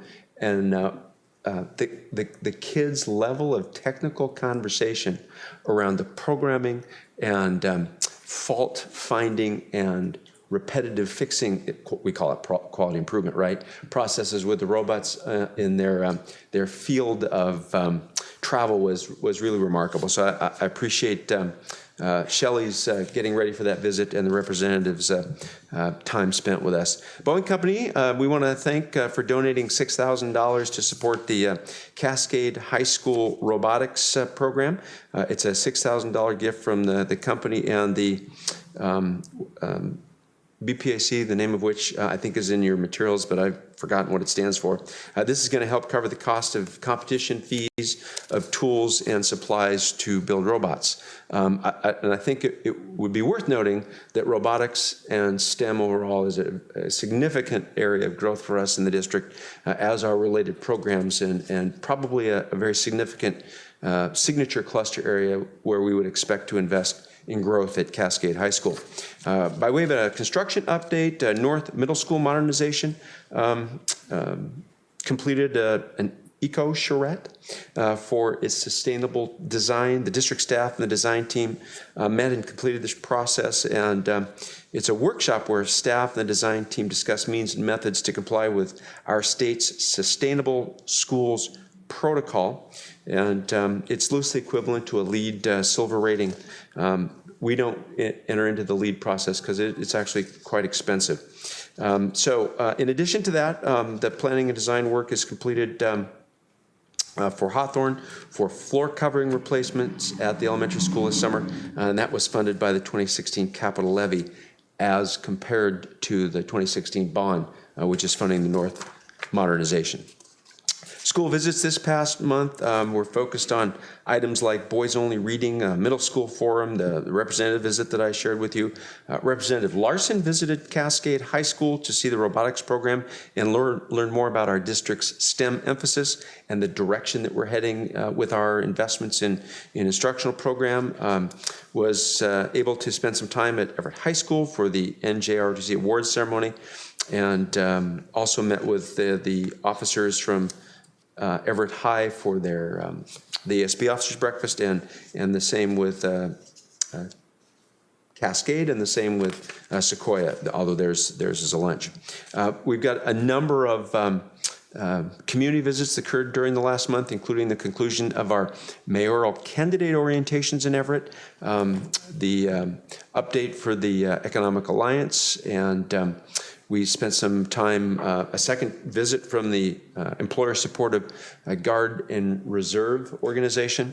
Had an opportunity to meet with the chief executive officers, past and present, with the Everett Clinic. We held a law enforcement partner meeting, met with our Microsoft partnership leaders, had an opportunity to meet with the some executives at the Fluke Corporation, attended the NJROTC awards ceremony and the ball, which actually was a school visit, not a community visit. I'll fix that for you.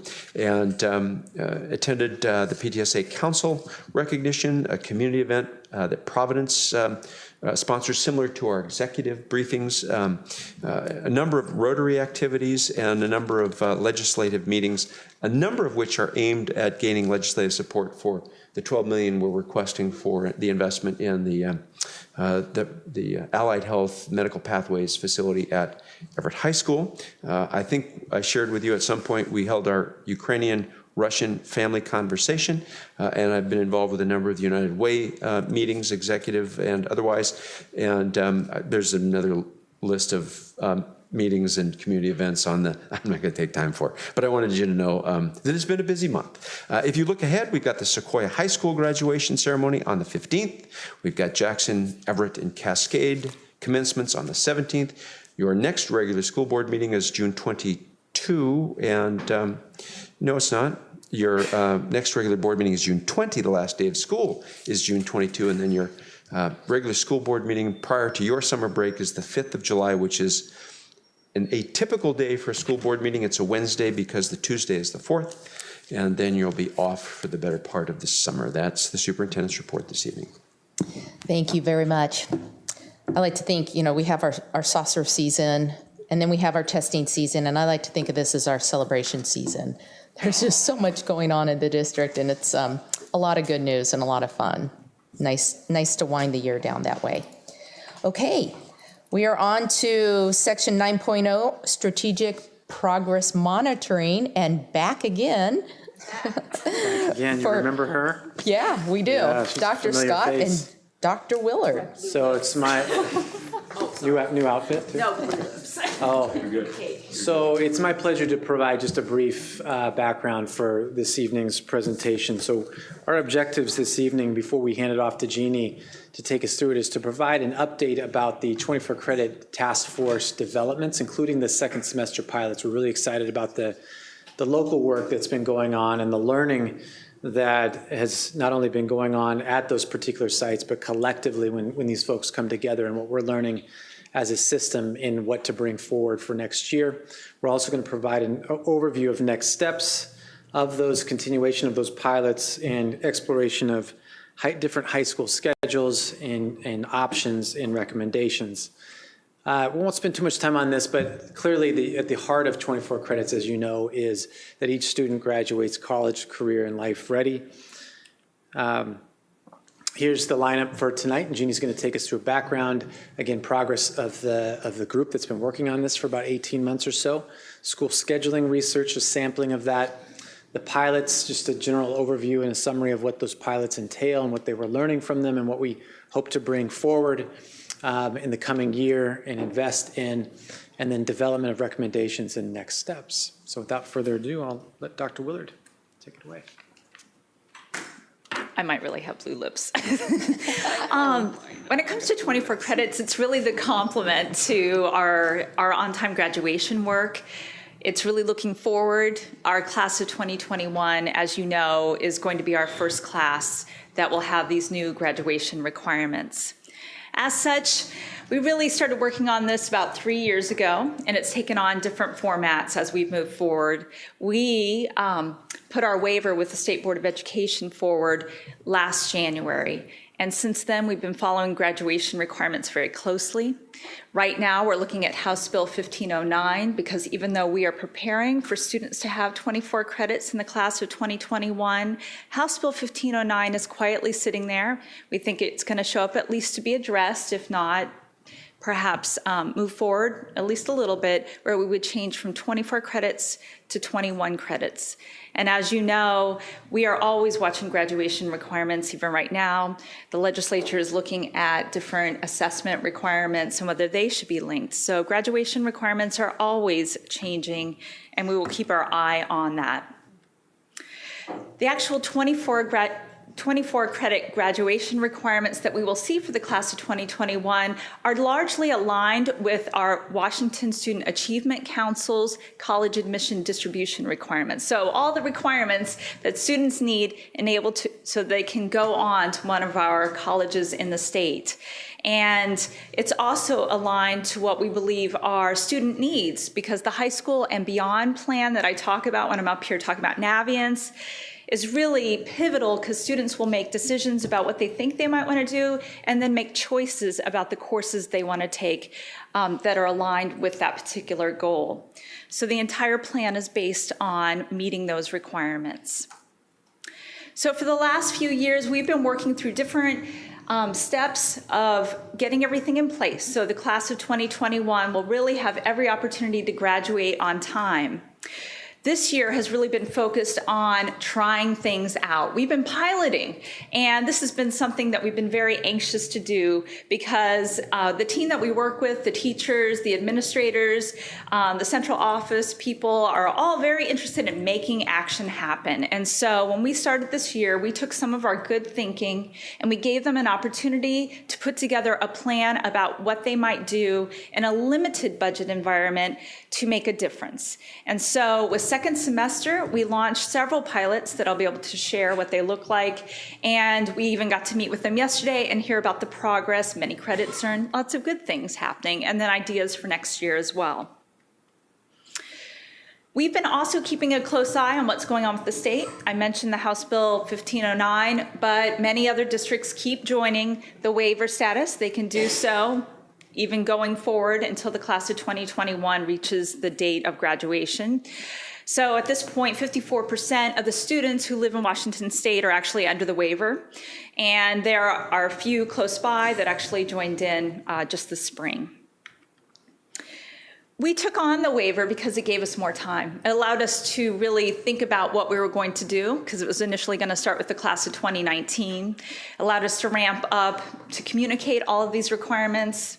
We're always trying to communicate clearly what it is that it takes to graduate, and those are very complicated, and this makes it even more complicated. We also keep watching other districts like us to see what it is that they do. And we also keep working on what the impacts will be based on the decisions we might make along the way. The progress to date, you've heard me talk about them several times.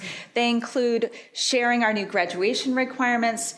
We've had sheltered English language courses where students who need extra vocabulary help, who are in our EL programming, get that in a contained environment while still getting the content that they need. We've also redesigned College and Career Readiness Seminar. We've implemented Naviance the last 3 years as our high school and beyond plan tool. We've increased our course equivalencies to close to 30 courses that meet that. We've expanded our school year, credit recovery options, other options, our summer programming. We've revised our graduation policy. And then, as I was mentioning, we have this task force that keeps evolving and working on this issue. One of the outcomes of the work that we've put together over the last few years is really fine-tuning what our strategy is, and it keeps being tweaked based on our learnings from other districts, what we see the legislature doing, and then working together and hearing different viewpoints from across the schools. So based on a lot of work that we've done over the last few years, really our strategy is really focused on Tier 3, at least at this point, especially working through pilots where we're working on the few, if you look at a framework of few, some, all. Also, we've been really keen on focusing on preventative aspects of addressing the requirements rather than responding to them. A lot of on-time graduation work can look like that because we're talking about credit recovery and what happens with seniors, but the focus is on 9th and 10th graders. What can we do as they get started with us? We look at flexible and fluid course choices, how we'll make things work within the structures that we already have, that 6-period day and other things that we already have in place, like our summer programming.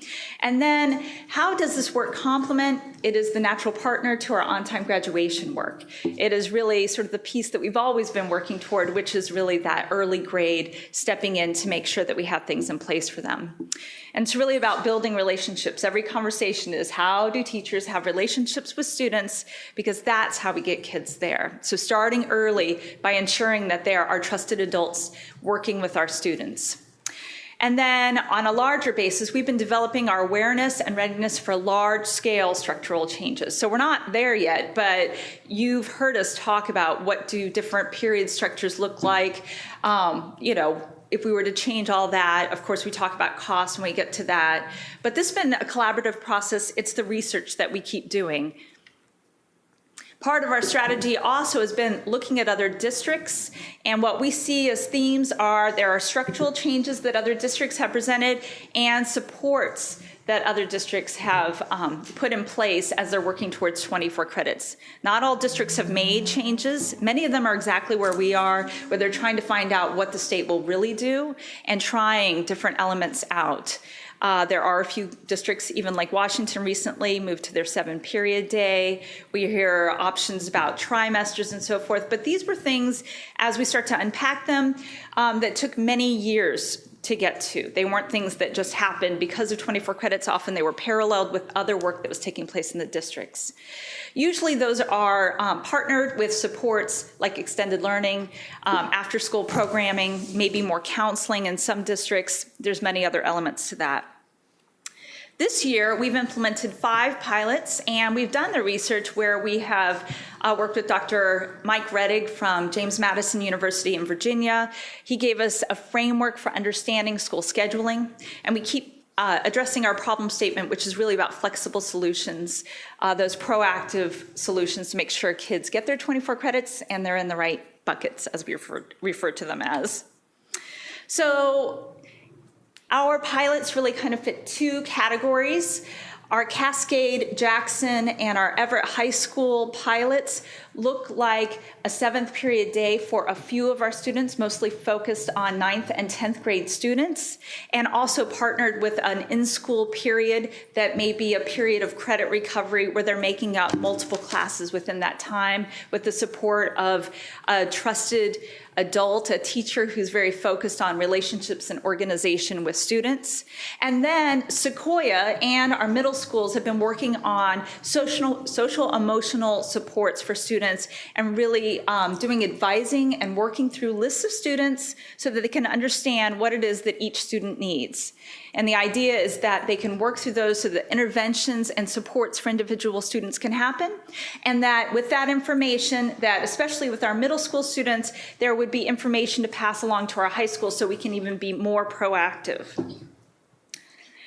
As we work through each of those pilots, we've been collecting data. In the fall, when we come back to you, we are going to be able to share with you the results of that pilot information. Right now, we have schools collecting credits, collecting other results that are happening around our pilots. We'll be able to look at how many students are back on track to graduation, how many credits were recovered overall, how many students had improved attendance, and this really falls in line with both sets of pilot types. Students with improved grades, especially following their course sequence, so if they took algebra and made it up, how were they doing in the later courses that they took in geometry and algebra 2? The increases in GPA, the plans that we see in Navient, do kids really have clear plans about their high school and beyond goals?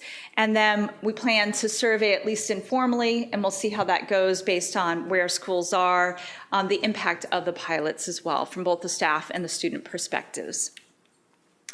Here are a few photos of some of the work that have taken place in our pilots.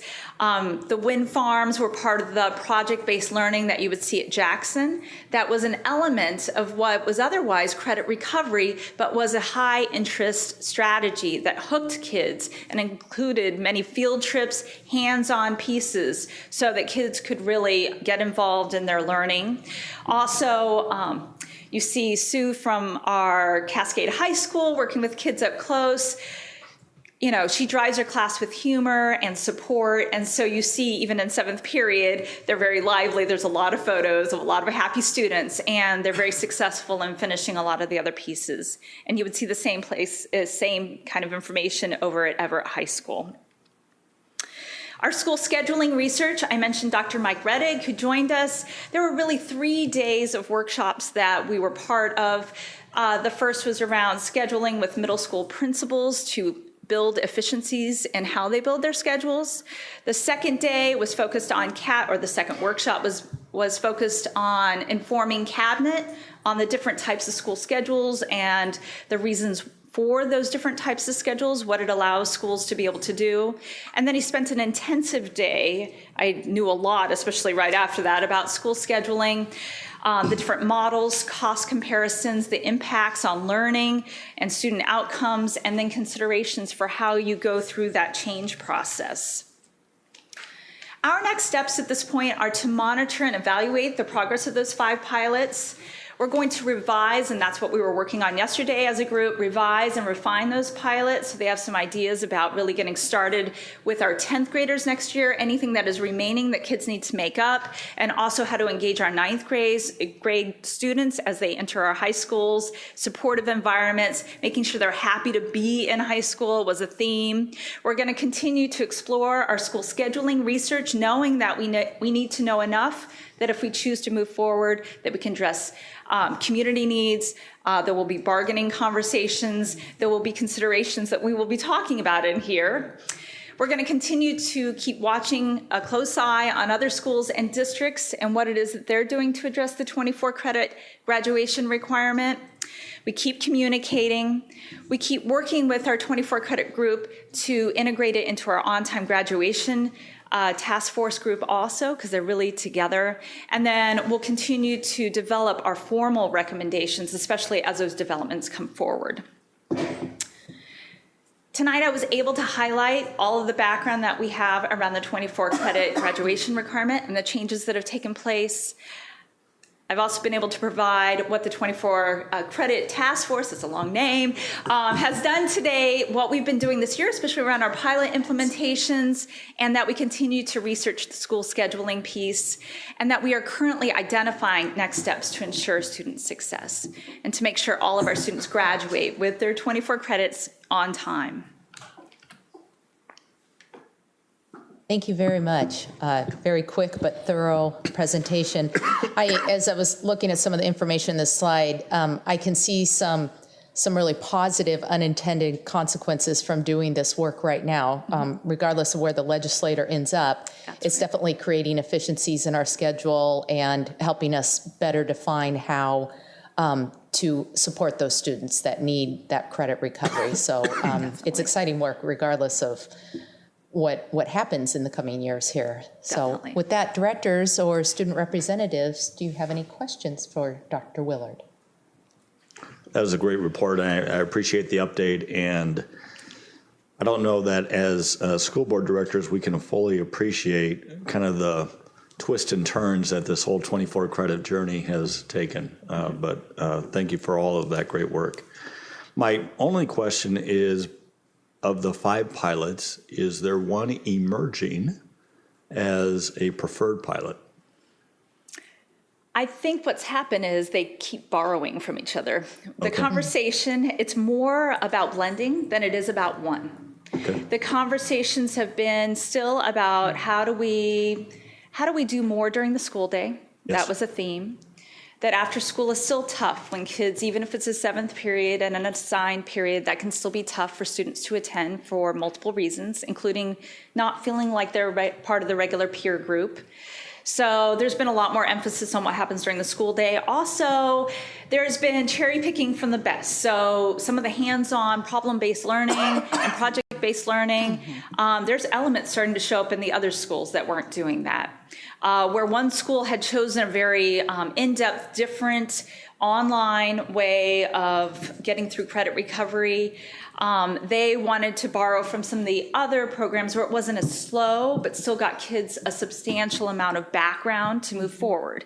And then for the one that was using the more traditional, our Fuel Ed program that we've been using, they were borrowing from the others to make it more robust. And so what we saw was more of a blending, or what we're hearing right now, than we were actually one. Because there were slight variations of each other, and they were hearing from each other how that worked and how kids could get the most credits from the time they might spend in that classroom. And that was all nuanced. Oh, yes. And one of the things that came out yesterday, thank you, Peter, is that we saw one school experimenting with peer mentoring. Just inadvertently, there had been an older student who offered to help out some of the students when they were working on their credit recovery. And there were other versions of this sort of happening just because it's an after-school environment and students stay with the teachers that we have involved in the pilots. And they ended up helping students who were actually in the pilot. And it came about in the conversations, and they pulled it forward. And so I think we're going to see a much more formalized peer mentoring piece to this, so that the student who's actually doing the peer mentoring can get credit for their time with other students, but then kids will benefit from working with a peer in their content. So that was actually a new piece that came out of yesterday. This is very exciting, and I really like to hear more about that. That was really great to hear, and thank you very much for updating us on this. How many districts within the state have requirements that are above 22 credits right now? I don't know that number off the top of my head. Lake Stevens is our local one. Lake Stevens has a higher, but they also have more periods in the day. Okay. I believe that they have 28 slots. I don't know what their actual graduation requirement. I did at one point. There are several around us with different schedules who do. However, the state requirement is 20 credits at this time. And so there are many districts that are hold to above the the 20. Well, that are much lower. And then there will be more that there will be some, I'm sorry, that have more than the state requirement and more than 22. But I would probably think that's a very small subset. Yeah. And well, what would happen? I'd have to look into that just to be What exact. would happen? Could you pull your microphone down, please? Or do you? Okay. What would happen, though, if certain districts are above that number, 22, and if 1509 passes and they revert back to 21 as the required number, would they go back to 21 or would they just stay where they're at? They would stay where they were at. What we've seen, because we've been researching for the last few years, and I'm sorry I don't have the answer to your question directly, That's but okay.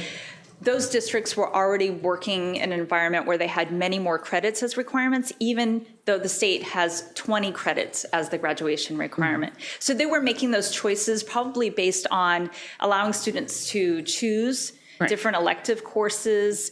Perhaps the culture in that district allowed for more periods in the day and other kinds of offerings that were off campus.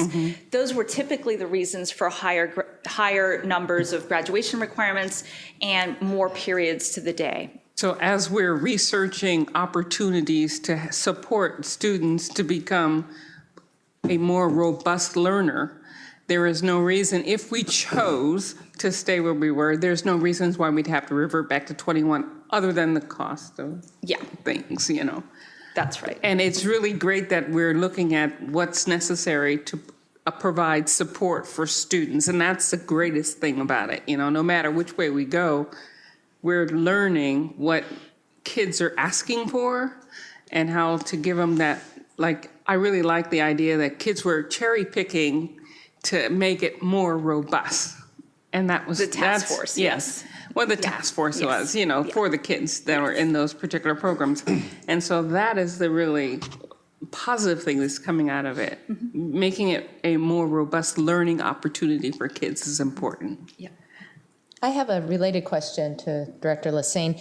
Do you know the districts that do 7 periods, do they have a longer school day or do they go to, I know some go to a block plan, but is it the same minutes chopped up shorter or is it? It varies. Okay. That's a big question. Yeah. However, typically the districts that are nearby that have 7 periods have negotiated additional time to their day. Longer days. Yes, longer days. Okay. And although there are some 7-period days that might look more like our middle schools, what you see nearby are typically more block schedules associated with the 7-period days, where there may be all 7 periods. On 2 days, Bellevue does this, and on 3 days, they have much longer, almost 90-minute periods, so that because they have an early release day too, and they work that out. But their days are longer. It's about a half hour longer than ours. Okay. My questions have been answered. So great presentation. Thank you. Thank you. Student representatives, any questions? No? Thank you very much. We'll look forward to another update probably early next school year. Whenever you'll have me back. Thank you. Okay, don't get too quick. I think what we're going to do is if the directors are okay with it, I think we're going to use this opportunity to take our break since we had an extended recognition section and public comment, and we chose to move forward with all of the public comments this evening in one session. So I would like to say that we are going to adjourn for 15 minutes and come back at 6:33. 33.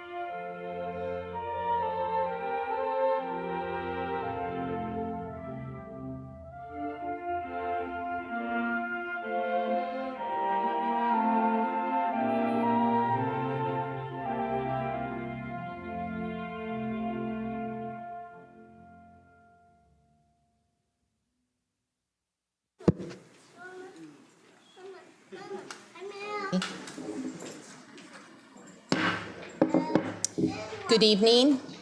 Welcome to the June 6, 2017 regular school board meeting of Everett Public School Board of Directors. Since we were last together in the boardroom, we experienced two tragic events in our district.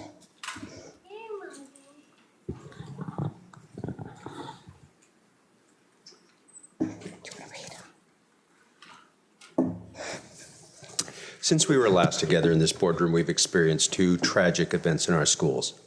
We mourn the loss of Jamin Weller of Evergreen Middle School and Autumn Hanson Latour of Jackson High School. Words cannot express the tremendous grief these events have on their families, friends, and our community. Two lives taken from us much too soon. We commend the sincere actions of the teachers, the counselors, administrators, and students to help each other understand, process, and heal from such a loss. Please join the board in a moment of silence in honor of their memories.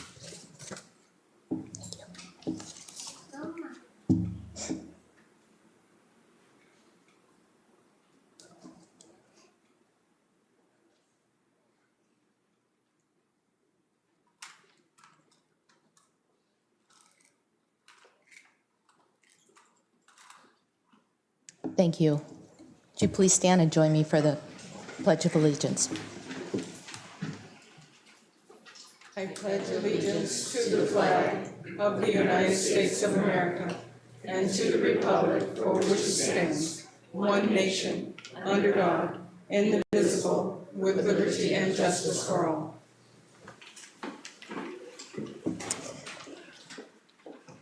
Will the secretary please call the roll?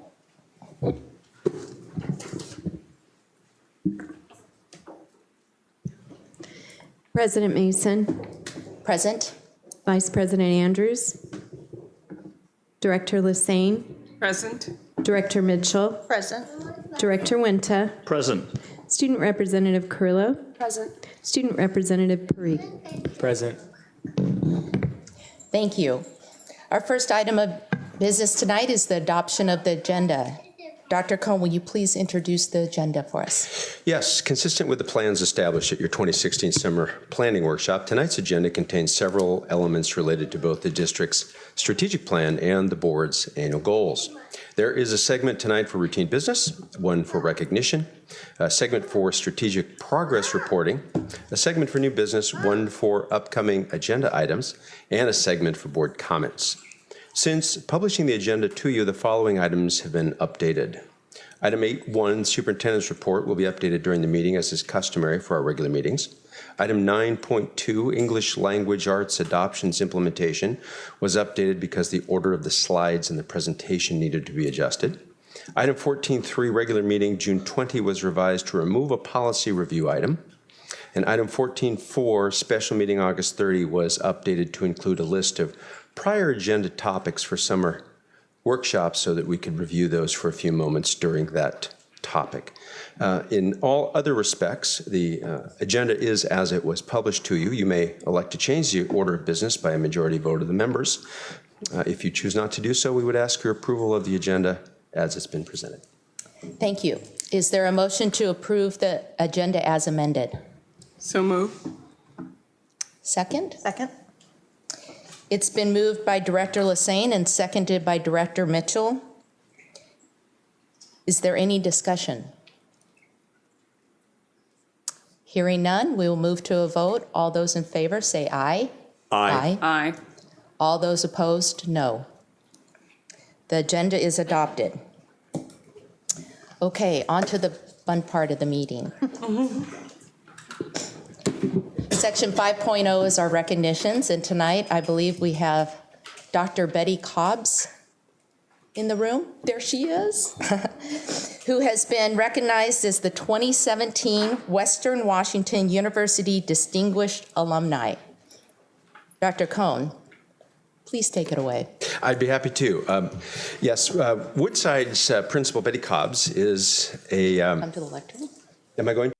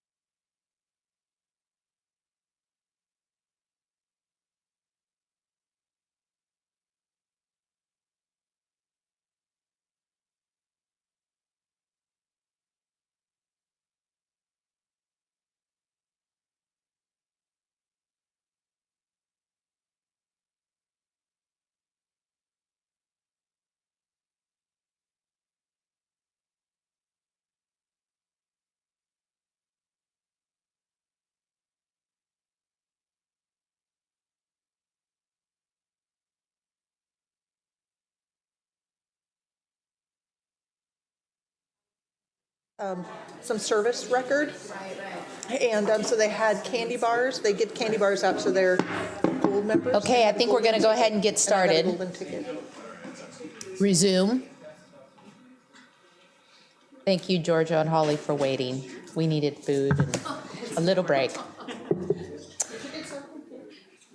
Okay, next order of business, we have English Language Arts Adoption Implementation Update. Dr. Scott. Thank you. It's my pleasure again to introduce a fantastic team. Last time I used the metaphor, I promise not to use it again, of Holly quarterbacking the adoption process. And Georgia has done plenty of quarterbacking. You're going to hear about that later with several minor adoptions. But these two folks really are a dynamic duo who have led not only complex processes with their adoptions, but the resulting instructional materials are going to leave a lasting impact and have a powerful potential to change teaching and learning. Or I wouldn't say change, I would say change, enhance, improve the quality and character that already exists in our classrooms and really build on that strong foundation. So the purpose tonight is for these folks to explain vertically, and in that sense, I'm not certain we've had a presentation like this. It's somewhat unique to be able to take a K-12 vertical alignment look through really three lenses and maybe several more, but the lenses are the K-12 alignment of the Common Core ELA standards or English Language Arts standards, the instructional design that's inherent in these programs, the new K-5 adoption, the 6-12 intervention set of materials, and then the Springboard materials, which you know a lot about. And then look at the assessments that are embedded in those programs and see how well they align. It's also, again, in that vein, the opportunity for these folks to describe the complementary relationship between the instructional materials programs and how those fit together. And then provide an overview, and this is probably my favorite part, the overview of the professional learning plans, because they are robust. We've had 2 or 3 groups of grade level teachers already get their hands on the K-5 adoption process the last week or so. Super excited, and I know Georgia's busy and active in working on initial use in year 1 training as well. They've got a really solid shared leadership structure, so it's not just a 2-person team leading those implementation processes. This is these are leaders who have really leveraged the outstanding teacher leadership that exists in our buildings, and in many cases given them a powerful platform to help lead their colleagues through fidelity of implementation in year 1, which we know is so critical. So you can tell I'm excited for this presentation, and really don't want to spend too much time on this, but really calling out that this is about equitable access to rigorous curriculum content with common learning outcomes and assessments. It's also about rigorous, relevant, and engaging instruction demonstrated in all classrooms. And so with that, I will hand it off to Georgia. Good evening. We're really excited about our most recent adoptions, the Reach for Reading and Language Live, which helped complete the picture for us in Everett Public Schools.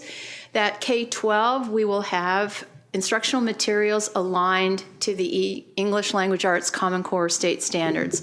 So this is going to be really an outstanding opportunity for our students and teachers starting next fall with this K-12 alignment. The power of this is that in the way that our Common Core standards are intentionally stepped up grade by grade, so that by the end of grade 12, students are prepared with the knowledge and skills they need for college, career, and life readiness.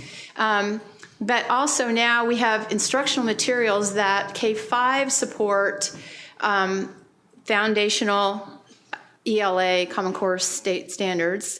And in terms of like reading foundational standards and those kinds of things, And now with Language Live, we have materials that are going to support struggling secondary students who need some of those same foundational skills. And so that's going to be very powerful to ramp them up to be able to get to grade level.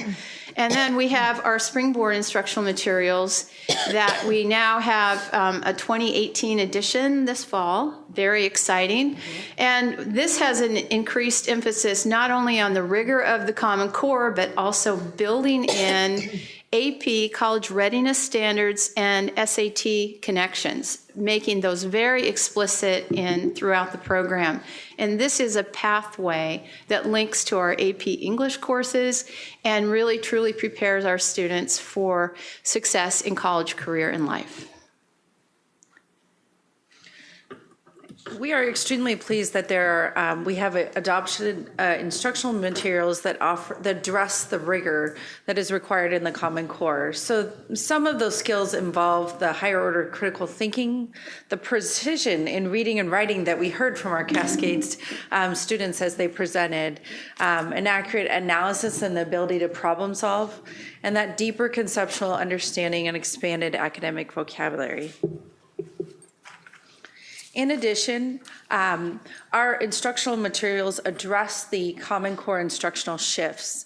The first hour of the training provided to Reach for Reading is where our staff, they are engaged in identifying where are these assessment shifts and how they're embedded into our program. And so you see that focused integration of the content areas, which is different for elementary. And I think we're learning about it and how to embed reading, writing, listening, and speaking. It provides a lot of opportunities for complex text and enriched nonfiction as well, using nonfiction and content. In addition, the Common Core and our instructional materials provide support for the teaching and learning process to teach, practice, and apply 21st century skills. So we've highlighted here just 3 ways, 3 of the 21st century skills, but one is collaboration. You'll see in each of our levels, there are opportunities for students to engage in real problems and to gather information, to go online and use text sources to enrich their understanding and experiences. Secondly, they're required to communicate in multiple forms in both written and oral forms using evidence from text. And finally, you'll see the thread of growth mindset and character. Students are required, we have a lot of opportunities where they're required to be independent and focused on self-directed learning. Another instructional design alignment piece is that the idea of inquiry and discovery. We are very pleased to be able to share with you that in each of our programs, from Reach for Reading to Language Live to Springboard, there's a compelling question.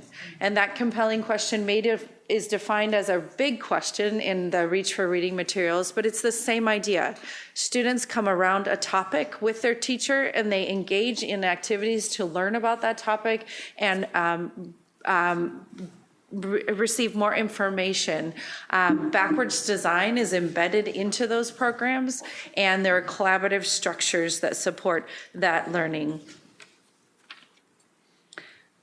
In a classroom focused on inquiry and discovery, it's essential that students are equipped with the tools they need to be successful in their questioning, in their inquiry.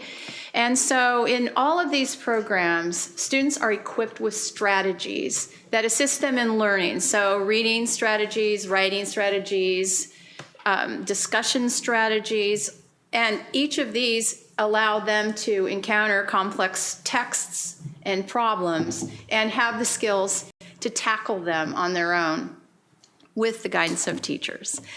And as an example, we're just going to highlight 2 tonight. One is close reading strategies. And it's pretty powerful to see that even our youngest learners at kindergarten will be learning close reading strategies. And close reading is one of the instructional best practices embedded in the Reach for Reading program. And this idea of close reading and critical analysis of text is guided in the Language Live program in small group instruction on the part of the teacher. And then in Springboard materials, it is intentionally taught, it's intentionally highlighted in the new edition with a lot more structure around the close reading strategy for students, so that as they go through texts, they are reading them for a different purpose each time and deepening their understanding of complex texts. Also, we have the opportunity for our students to annotate text, not only in their books, but online. The resources are really powerful for that.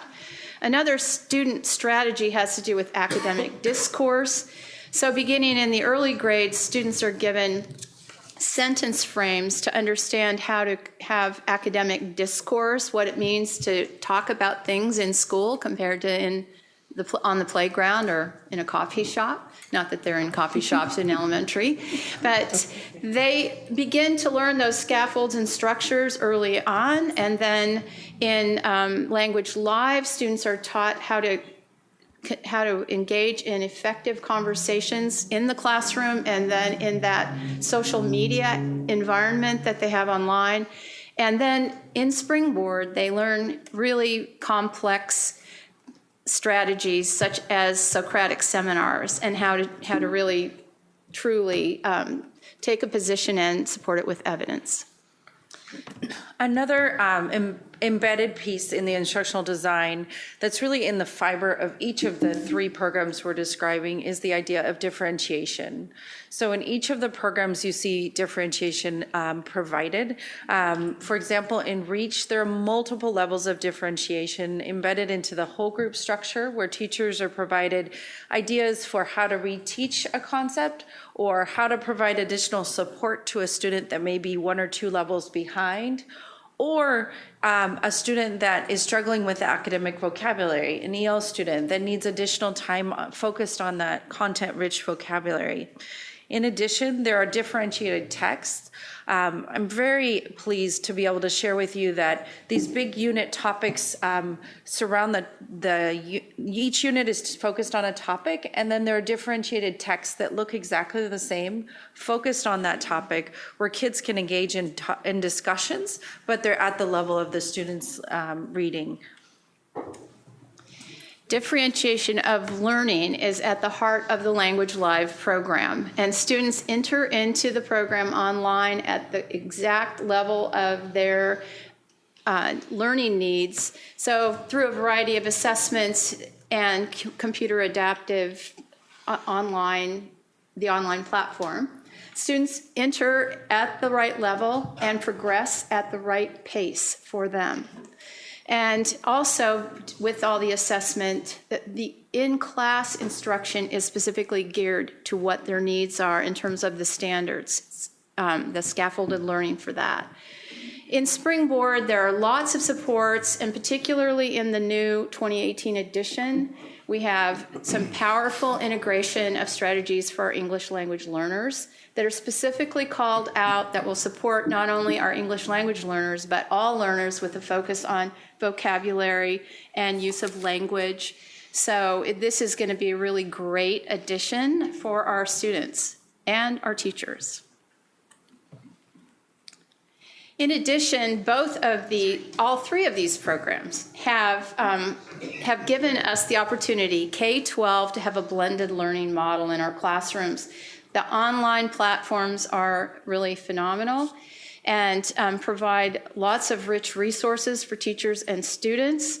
And particularly in the Language Live program, the online component is an essential part of what that instruction looks like, and students will spend 50% of their time in the online environment. But for both Reach for Reading and Springboard, the platforms are really powerful. Students can annotate online, keep notes, keep track of, have class discussions, access resources 24/7. It's a very powerful digital platform for our students. In addition, we want to call out for you the K-12 alignment in our assessments. So at each of the levels, we have standard aligned assessments that inform the teaching and learning process.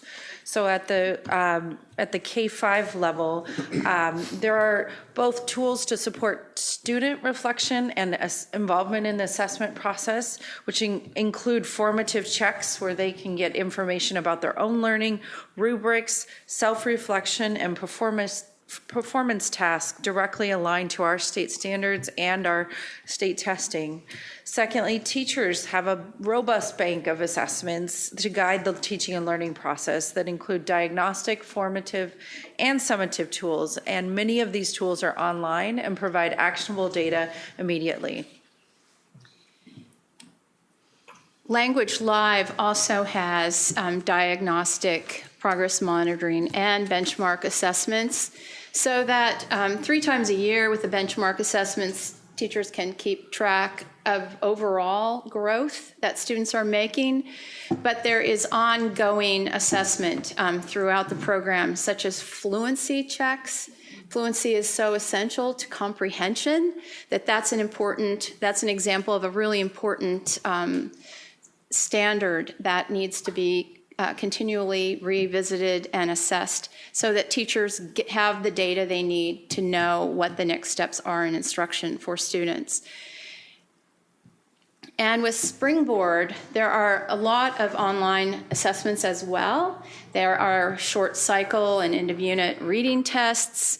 And also, like the Reach for Reading, there are these larger assessments that directly relate to the essential question posed in the unit, and that call on students to demonstrate what they know, either visually or in a traditional written essay, or it might even be a documentary that they produce. Oops, too fast. Each of our programs, K-5 and 6-12, are guided by a literacy action plan. And that literacy action plan is focused on working to grow a culture of rigorous literacy instruction across our system. First, 2 of the priorities built into those plans are, first, the leadership development and building the capacity of our leaders, both the building leaders and the instructional coaches and teacher leaders. And secondly, the second piece of our plan is focused on professional learning and support. How do we support the teachers as they implement these instructional materials? Those professional learning plans involve district level support, building level support, and differentiated professional learning on one-on-one and with teams. At the K-5 level, there are 4 different types of leadership teams that I have formed in the past month. These leadership teams are formed to support this adoption process. The first is a large group of the elementary literacy leadership team from representatives from each school site. There are also district representatives, and their focus is on providing me information about the implementation and problem solving with me the next steps in our plan. Secondly, we have a professional learning team that is focused on designing and facilitating the implementation of the many professional learning opportunities we will have in the coming years. Then we have a calendar mapping team. We are implementing a program in June. We have never yet taught this program, so we're actively working on the calendar tools. Many of them are done for these June trainings, and we'll continue to revise those throughout the summer. And finally, a technology integration team. There's a team of teacher leaders and LITs working with me to plan the intentional use of technology as a learning tool. Our professional learning, it says summer, but it's starting right now. We started at the beginning of June. We have trainings throughout June and August. I provided different options for teachers to match their availability. There'll be 12 different sessions for this best practice training. They're grade level specific, and we will have reached 420 teachers at the end. The second type of training are leadership development training. So on June 2nd, we hosted 60 different district leaders, including building principals and their coaches, to learn about tools to support their implementation at their building. And then tomorrow, I will host the ELA coaches for a differentiated training for the coaches focused on how to support teachers with the challenges that they may face as they implement this program. We will continue in the all of the trainings that I'm describing will have common areas of focus, and they're described here on the slide. First of all, we are engaged in a deep analysis of the balanced literacy model. Teachers are learning that that model is both reading and writing. It has that shared, independent, and modeled. It has oral language wrapped around the whole model, and both teachers and administrators are engaged in that conversation. They are receiving calendar mapping tools, which I mentioned before. Each teacher and the leadership groups are receiving a list of common agreements, and this came from recommendations from other districts suggesting that a list of common agreements is very important with fidelity, so that teachers can go back to say, here are the things that we are agreeing to about this program, and this is what we will do in our classrooms, and teachers are responding very positively to those agreements. We are also spending time to immerse the teachers in the best practices. I want them to leave those. I intentionally called these trainings best practice trainings so that they are thinking about instructional best practices and looking for them in the program and how they will use them. And then finally, we are working hard to help teachers build direct connections to the evaluation system. And with the district leaders, we also participated in activities to help them see how this program supports distinguished level performance. Our learning will continue throughout the year. Next year, there will be multiple levels of support. I've highlighted only a few here that have the structure of district level, school level, and then differentiated options. In the district level, we will have in the fall some ELA cohort teams where they will have times to meet in smaller teams.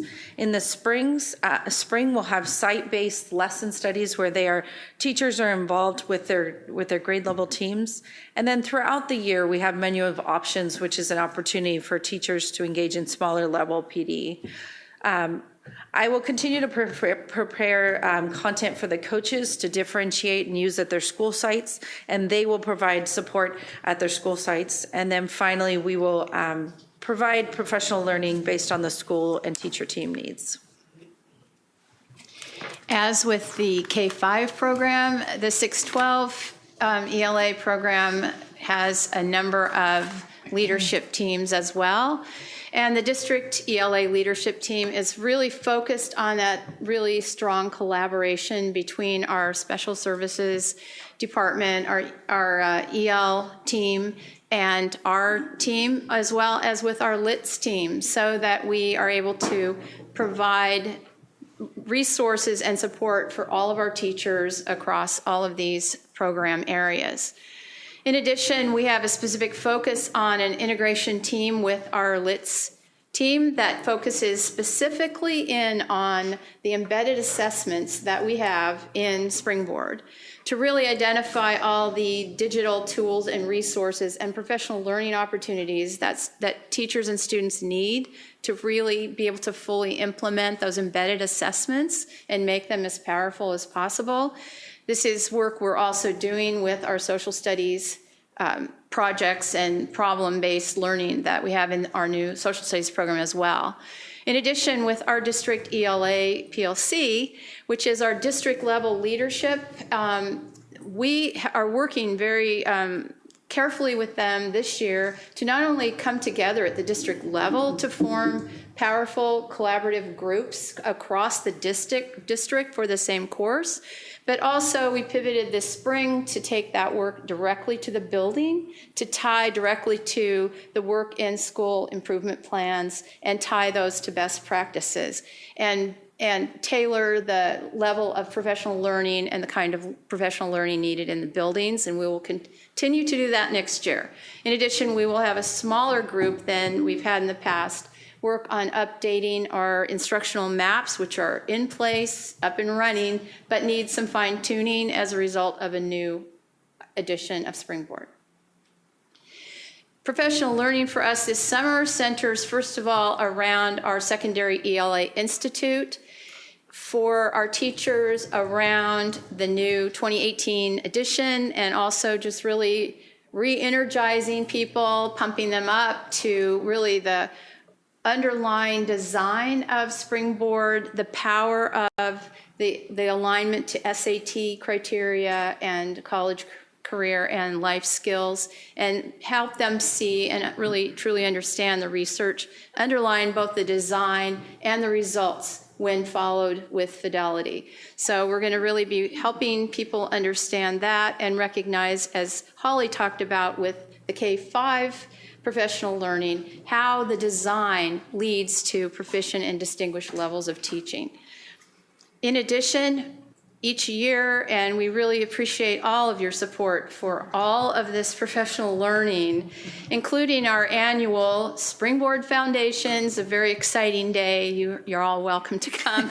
And that's for teachers new to the district, because we know they need more than the hours at our really excellent new teacher, new employee orientation in order to really understand how Springboard works. We have offered our new teachers a full day called Springboard Foundations or Springboard Basics each year. So we're pretty excited that this year we are being supported with the resources, not only for our overall institute, but also for Springboard Foundations.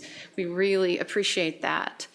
Also, this professional learning is around our brand new Language Live program.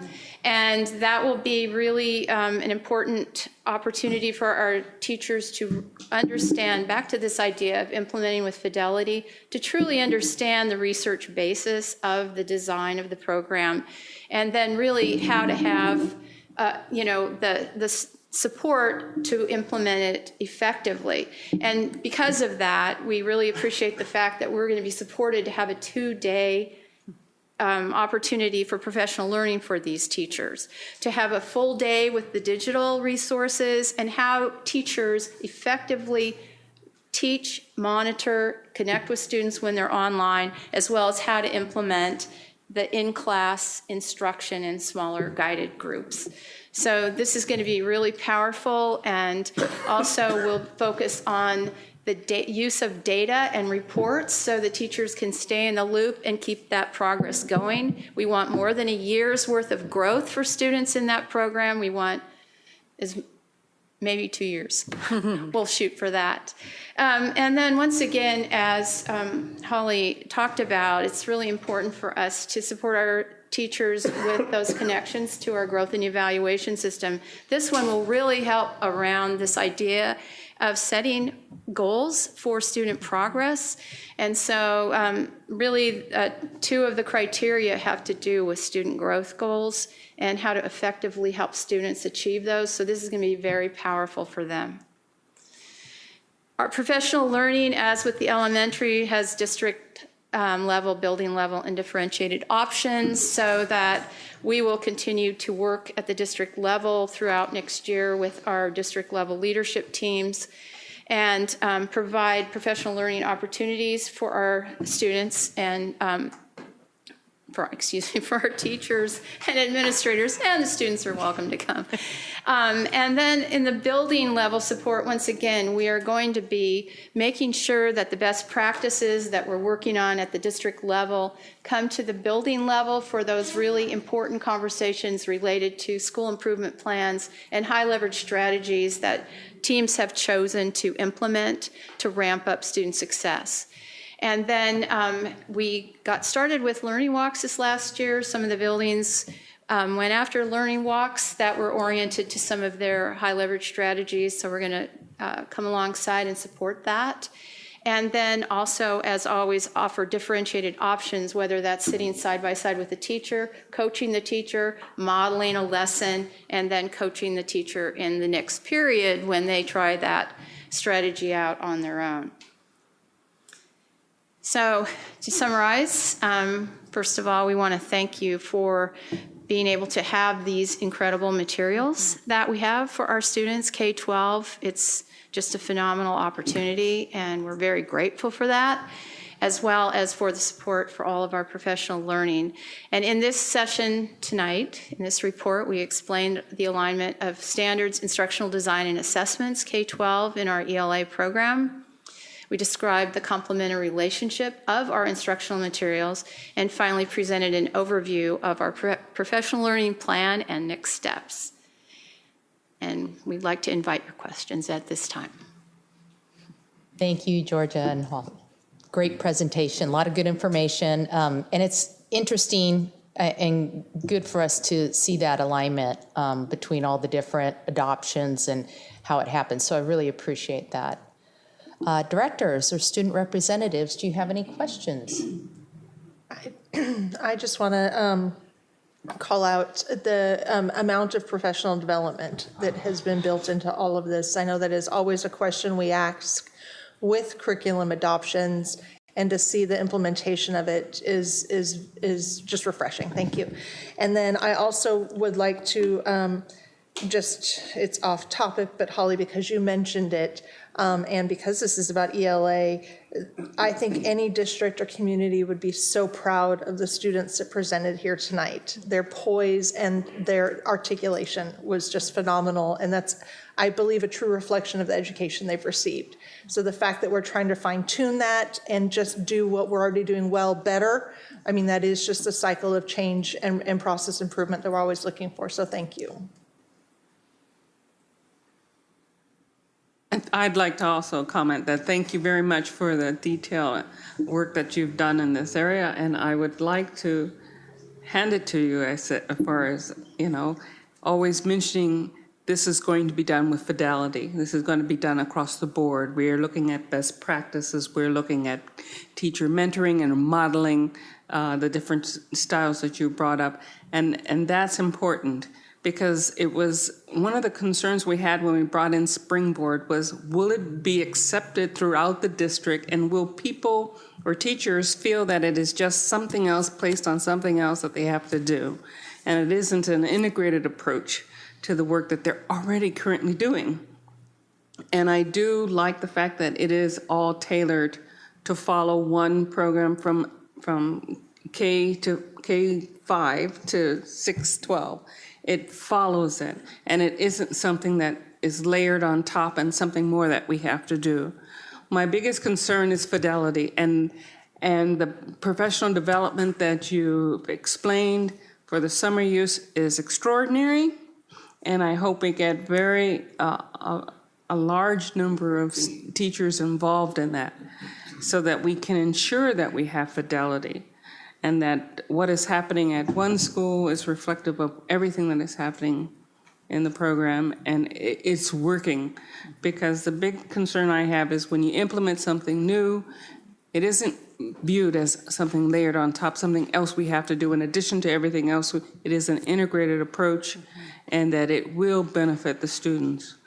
And as long as we can continue to work with this one program and get the data that we need to prove that we're on the right track, and that we are continually working with fidelity and implementing new strategies and the best practices that you mentioned, the students are going to benefit from this, as well as the teachers are going to benefit. So thank you so much for presenting this. I really appreciate that, and I do want to see the fidelity is being achieved throughout the district. I do want to see that, and I'm very glad that we have the professional development established within the summer program for the teachers. Thank you so much. I have a quick question. I can't imagine the undertaking to implement something this across so many classrooms and with teachers who have had different materials and different teaching styles, and to integrate it sort of on the same track. Now that we've caught a little traction with Springboard, what are the common themes that you're hearing that teachers appreciate about the instructional materials, and what are some of the common themes where they're still struggling or having some frustrations?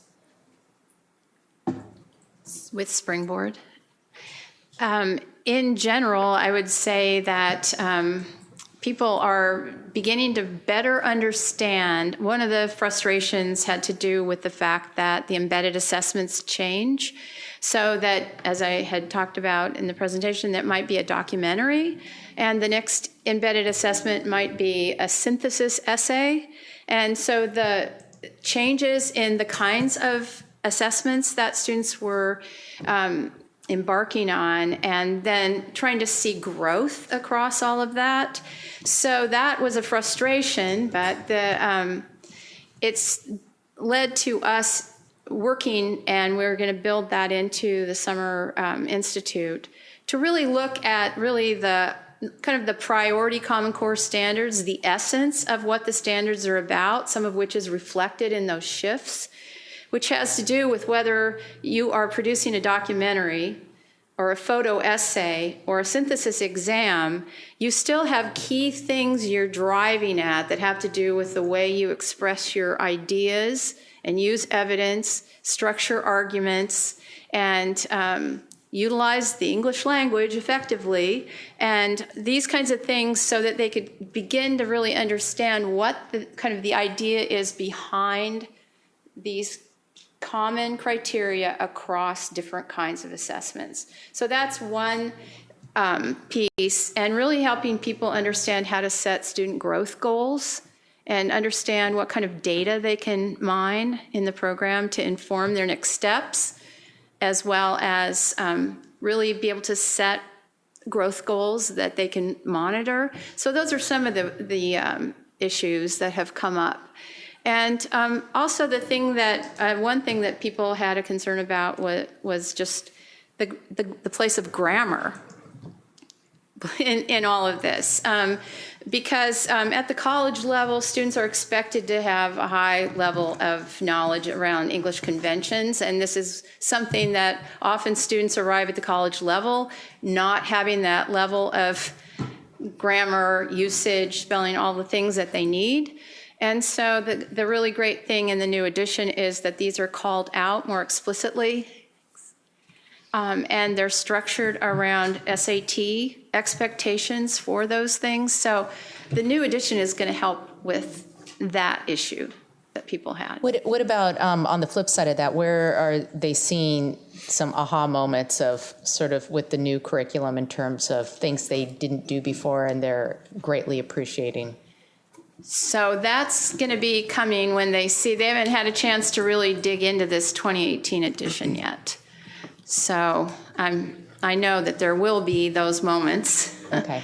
And we're pretty excited for them to see how, for example, the grammar is now called out more explicitly and more powerfully right.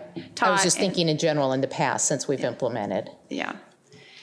Well, really, one of the main things that I've heard that teachers and students are excited about is just the level of thinking and the deep understanding of the world, as well as texts. For example, we have an 8th grade English teacher at Gateway who talked about the power of that 8th grade year. When students study dystopia and these ideas about structuring society and dig deep into rich and powerful and complex literature, and over the course of the year come to the Holocaust literature and put in the whole context of a dystopian society, drives it even more powerfully. Mm-hmm. And so some of those kinds of experiences and some of the level of what students are producing as a result of Common Core standards and what they're called to do in Springboard, it's very powerful. Those are the kinds of things that they're very excited about. When the teachers have really gone full bore into this. Yeah, that's great. Thank you. Student representatives, any comments or questions? I just have a quick comment. I think it's really great that we're expanding the teaching of the close reading strategies to more grades. When we were learning them in spring board, back when I was in middle school and freshman and sophomore year, I really didn't like doing it that much. And it wasn't until I started preparing for the SAT that I realized how important it was and appreciated all that learning that I had done back then. So I think it's really important that we make sure every student gets that. I'd like to go back to your middle school. Yeah. You can be the spokesperson, poster child. Close reading. Yeah. Okay, thank you very much for your presentation tonight. Okay, with that, we move to information discussion, and tonight we have no topics for the meeting, which brings us to our second public comment section. Dr. Cohn, do we have any additional public comments tonight? We do not. Okay, then we move to unfinished business, and we have no unfinished business as well this evening, which takes us to new business, 13.0. And 13.01, adoption of Chinese and advanced placement Spanish instructional materials. First reading, and I believe we have Georgia Lindquist back for the next two. These are limited, comparatively limited adoptions. Georgia is going to go through this information at a very rapid pace. If you don't have any questions, if you don't have any questions, we'll go ahead and move them to second reading once she's finished with the presentation on first. So thank you for this opportunity to come tonight related to the report for the Chinese and AP Spanish instructional materials adoptions. And the purpose of this report is to explain the Chinese instructional materials adoption process and characteristics of the recommended materials, as well as explain the advanced placement Spanish literature and culture instructional materials adoption process and characteristics of those instructional materials, and finally to request your approval of these recommended instructional materials. The power of world languages has to do with us working together to accomplish our vision and mission related to, for example, thriving in a global society. And in order to thrive in a global society in the 21st century, it's essential that students demonstrate cultural proficiency and that they have skills and knowledge in world languages. So these are really built into where we're headed and what we're all working on together, and our world language courses help us achieve these goals. So first of all, with the Chinese instructional materials adoption, the purpose was to evaluate instructional materials to support Chinese 1, 2, and 3 courses. And part of the impetus for this adoption is that we are expanding Chinese language study to Cascade and Jackson High schools.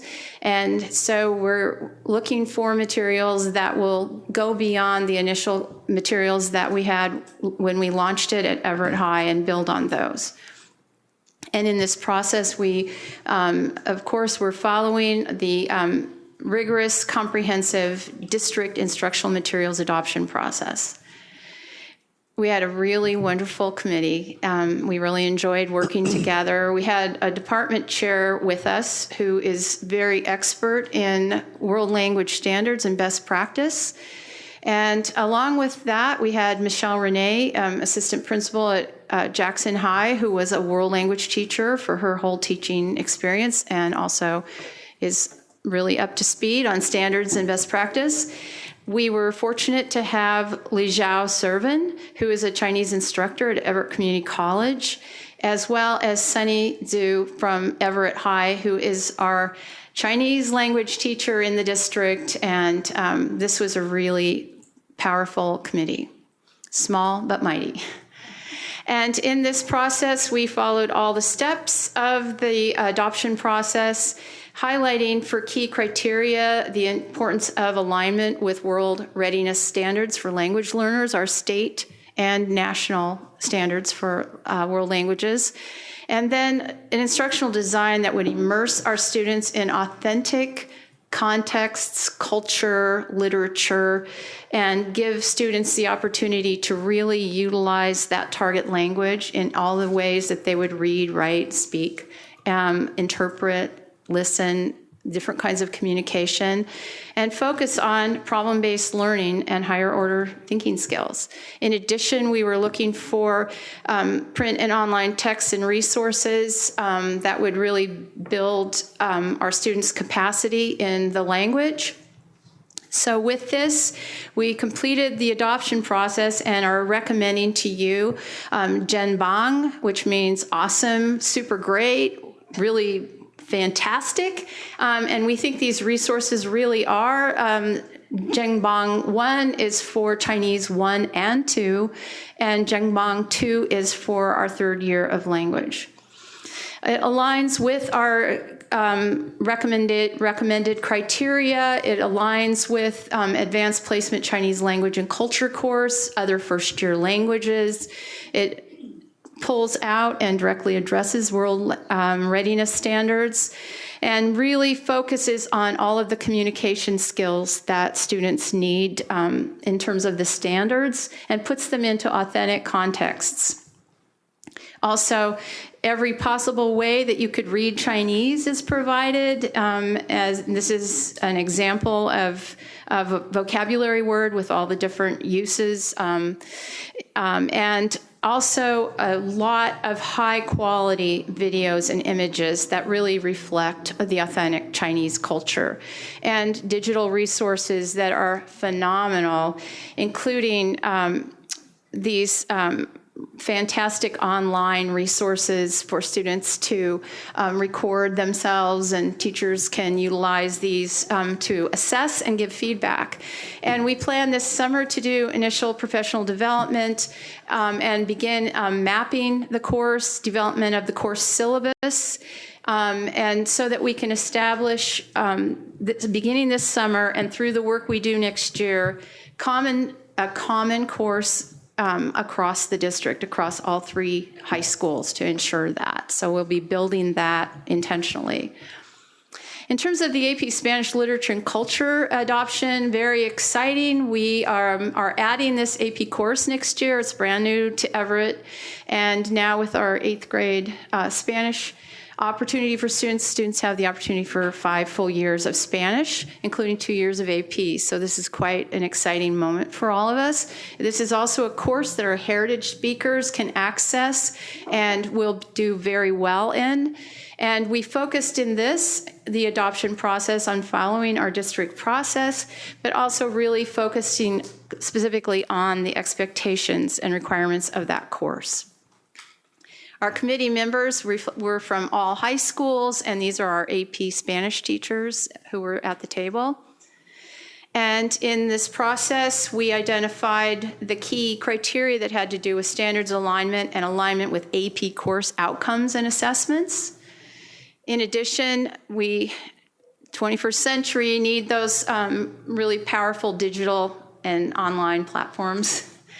And so we completed the process and recommend these to you for our adoption, Azuleo, and also this, the life of Lazarillo de Tormes.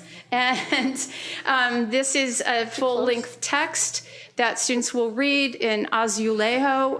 There are full-length texts within it. They're authentic literature. They're not adapted or condensed.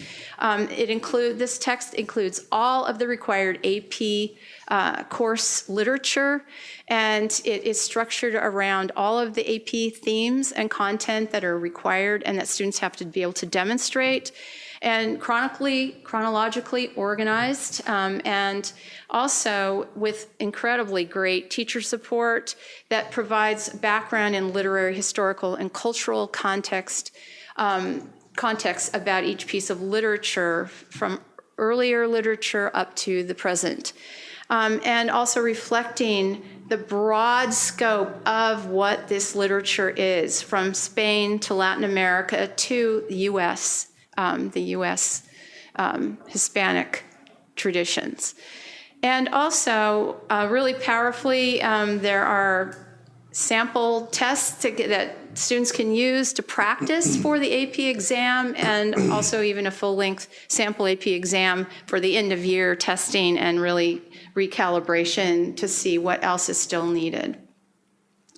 And as with the Chinese adoption, this summer we begin our professional support around the materials themselves and the digital platforms, and these teachers will meet to begin to develop their course syllabus, share their best thinking. Our district is supporting them to go to the AP training this summer in San Diego, and we just so appreciate all of the support around that as well. And then they'll come back in August and really launch into their powerhouse syllabus development. And in this, they will also keep the focus as we go through the course of next year, how to really build an effective AP Spanish literature course for our students. So in summary, in this report tonight, I explained the Chinese instructional materials adoption process, characteristics of the recommended materials, and also the advanced placement, Spanish literature and culture adoption process, and characteristics of those recommended materials. And we now request approval of these recommended instructional materials at the second reading. Are there any questions? Right on time. Nice job. That was a lot of slides. Can we go back to slide 26?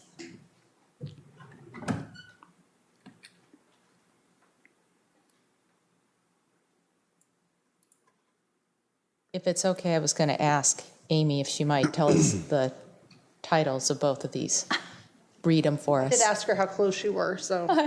Pretty close. So the first one is Azulejo, and then the second one is La vida de Lazarillo de Tormes y sus fortunas y adversidades anotada anti-critical edition. Yeah.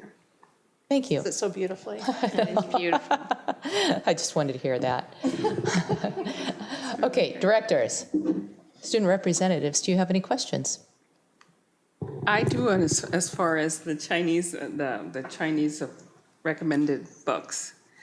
How do these compare with what we used when Chinese was first offered? Chinese one was offered. How do they compare with the books from the perspective of our Chinese teacher that came from China? How does it compare? She is really excited to get these new materials because she's done a lot of inventing of teacher materials and materials for students.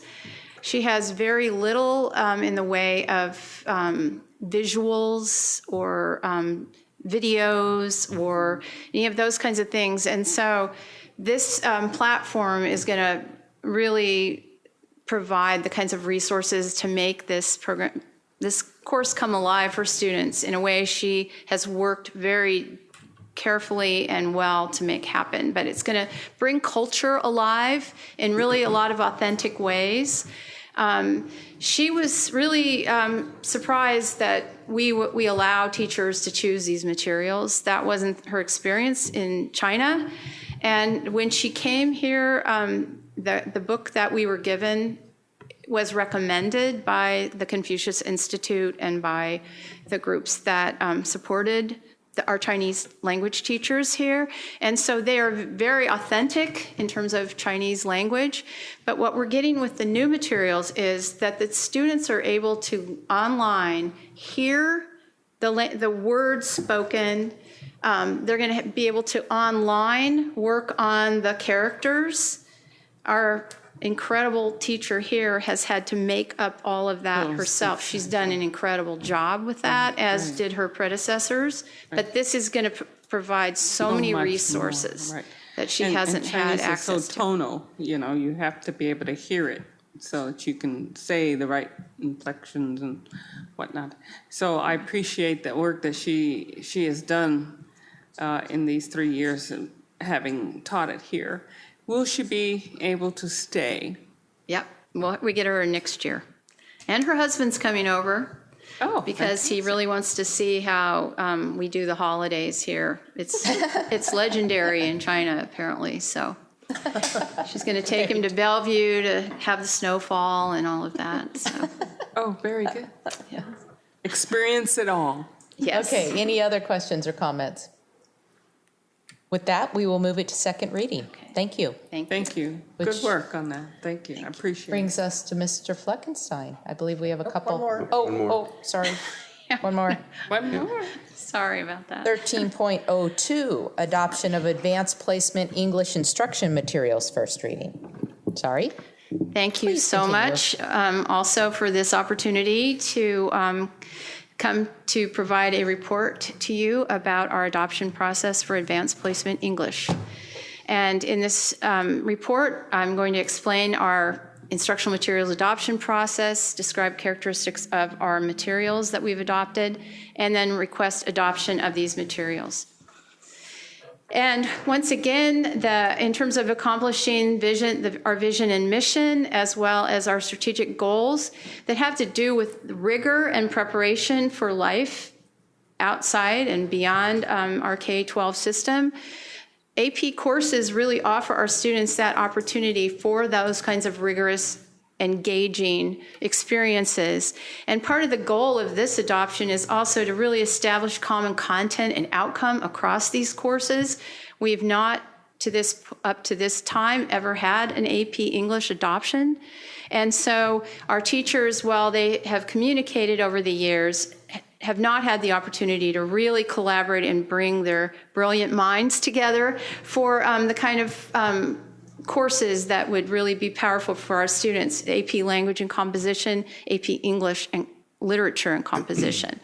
So in our adoption processes, we were really focusing on standards alignment, AP course design, really meeting the requirements of those AP courses as we followed the district-approved process. Our adoption committee reflected the inclusion of English teachers from all of our high schools, including teachers who've had experience at the AP level. And they were very thrilled. They were just utterly delighted to be able to come together and have this opportunity to talk about literature and engage in reading texts. They were just in heaven in this process. They love to read. And so we followed through the process, identifying our key criteria. And as we go through this, just to highlight briefly, we thought it would be helpful to highlight the difference between what these two English courses are. AP Language and Composition is focused on the idea of rhetoric, meaning how people structure well-reasoned, evidence-centered, analytic, and argumentative writing. And so the focus in an AP course is really on nonfiction readings, although they're often paired with literature, but it's really on nonfiction reading. And then on the reading and writing skills students need to be successful for college. And so really, the difference then is in the AP Literature course, the focus is on literature, as the course title suggests. And it is an intensive study of 16th to 21st century literature representing different perspectives and also really high-level literary text. Compared to the dime store novels, this is very high-level classics as well as some modern classics as well, and developing college-level expository, analytical, and argumentative essays. So in this, we were focused on really aligning these materials with our ELA Common Core state standards and the rigorous reading and writing expectations of the AP course itself. And also really finding ways to support college-level reading and writing ensuring that we had a range of texts that represent diverse perspectives is really important, and then a thematic approach because these are very complex texts and topics that they're engaging in. Also, practice assessment opportunities. As with the Spanish literature materials, we need to allow students that opportunity to practice throughout the year to be prepared for that exam and be prepared for college level work. And also, without question, extensive online resources for 24/7 support of students and teachers. And in this process, we came up with the materials that best aligned with our rigorous expectations for both of these courses. So the Renee Shea Language of Composition, Reading, Writing, Rhetoric is a very powerful book. The teachers were really thrilled to get this because of all the beginning foundational pieces. Those introductory chapters focus in a very student-friendly way on rhetoric, close reading, analyzing and synthesizing sources, and writing argumentative essays. So it's like foundational and very clear, and then they go into to tackle the complex texts that they're then going to deconstruct and understand the techniques being used by those writers. And there's a lot of AP test support that they feel very happy about. In addition, for AP English Language, we are getting this book by Rosenwasser and Stephen, Writing Analytically. And the power of this is it makes clear how to do critical analysis. And it's a user-friendly, approachable text. So the teachers were just delighted to be able to find that. And then for really applying these critical analysis skills that they've learned, it's really recommended that students engage with a full-length text. So the team selected the Ta-Nehisi Coates, Between the World and Me, which is a high-quality, award-winning piece of literary nonfiction, contemporary, and it is a well-reasoned text and will provide really rich opportunity for in-depth analysis. So the teachers were very excited to get this. For English literature and composition, Carol Jago is like the renowned expert in all of this.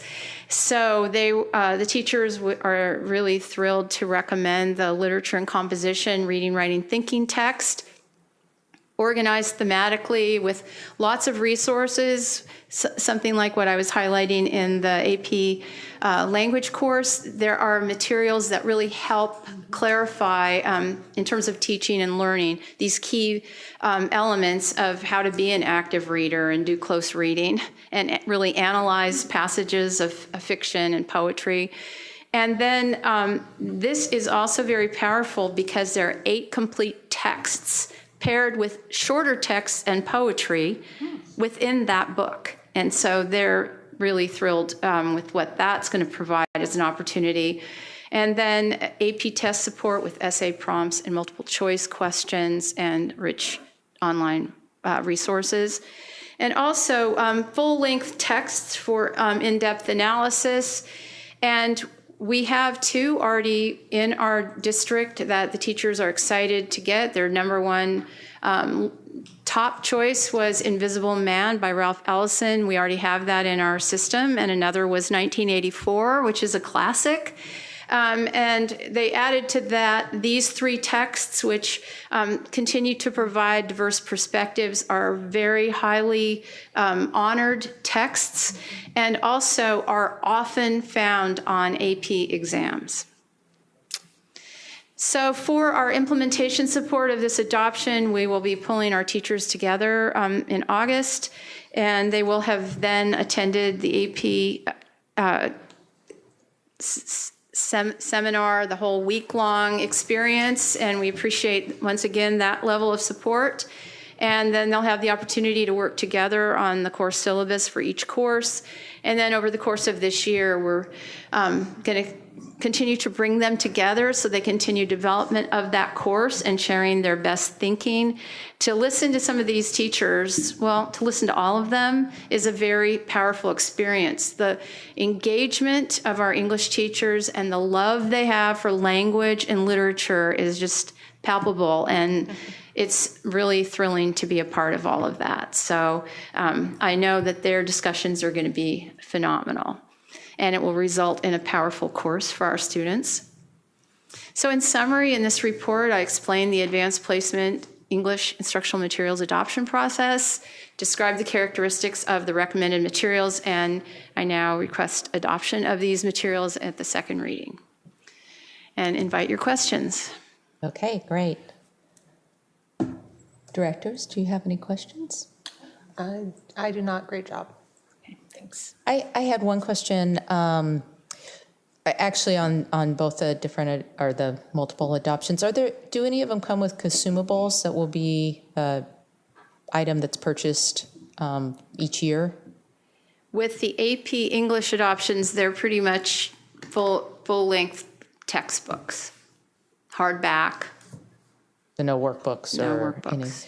any. And I don't know if I missed it, but I didn't see any cost associated with these adoptions. 100,000. 200,000. Yeah. Is it in? It's like it's buried in the Does that usually paragraph. go at the top of our page, or no? When Is it's it an always action in the? item, that dialogue box appears. Okay, that's what I was looking That's for. what I'm we sorry. Put it in the stuff at the. Okay. Yeah. Okay. Great. Student representatives? Okay. Thank you very much for your time tonight. Appreciate your thoroughness again. Thank you so much. Okay, now time for Mr. Fleckenstein to shine with policy.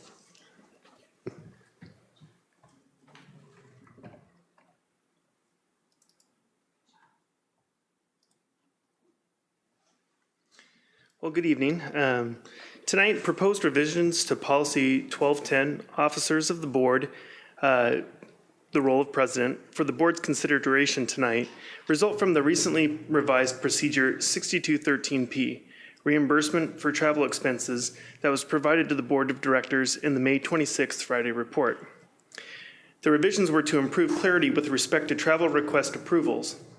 On page 1 in the revised travel procedure, updated language requires that all travel requests must be approved by the employee supervisor. In addition, for superintendent travel, travel request forms require the board president or designee's signature for approval. The language added to this board policy now reflects this duty in the role of the board president. Proposed revisions to Policy 1210, Officers of the Board President, have been reviewed by the Superintendent's Cabinet prior to tonight's reading. Hotly debated item, I might add. Yes. Hotly debated. Any questions or comments? Okay, with that, we will move it to second reading, which brings us to 1304, Policy 1230.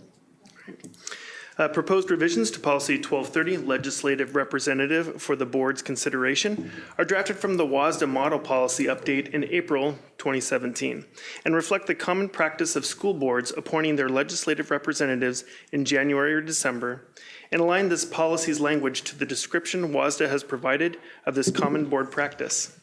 Revisions also include a description of the role of the legislative representative to the board and as the liaison to the WASDA Legislative Assembly in these revisions.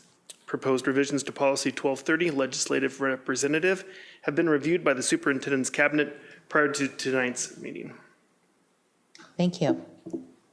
Any questions regarding Policy 1230? And as the current legislative rep, this is much more clear. Thank you. Great, we'll move this to second reading as well. Thank you. Brings us to our upcoming agenda items. Dr. Cohn, what are our upcoming agenda items? Item 14.1 is your special meeting on June 15th. It is our Sequoia High School commencement. And I think you've all been contacted by the office to make sure that we know who's coming. This is a meeting we I don't think we'll have a quorum. typically publish. Do we have a quorum for this one? Shouldn't, I won't. You remember who's coming? I have it on my I have calendar. one director there. This one? Okay. You're not? Okay. I gave a notice Are you quite coming? some time ago. Okay, thanks. Then we'll take this one off the list. Yes, I have it on my calendar. I had Pam and Carol. Oh, is Carol back? Yes. Pam, Carol, and Ted? Then we'll leave it on the special meetings list. And then item number 14.2 is your high school commencement series on Saturday, the 17th. And again, I think the office has identified who's coming to which of the meetings. So we'll just handle those, those minutes as we have a quorum at each of those sessions. Did you need any further information?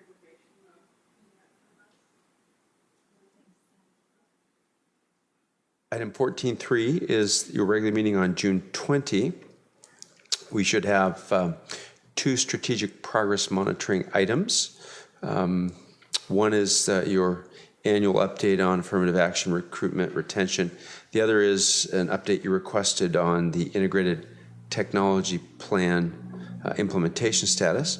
You have a number of second reading on adoptions.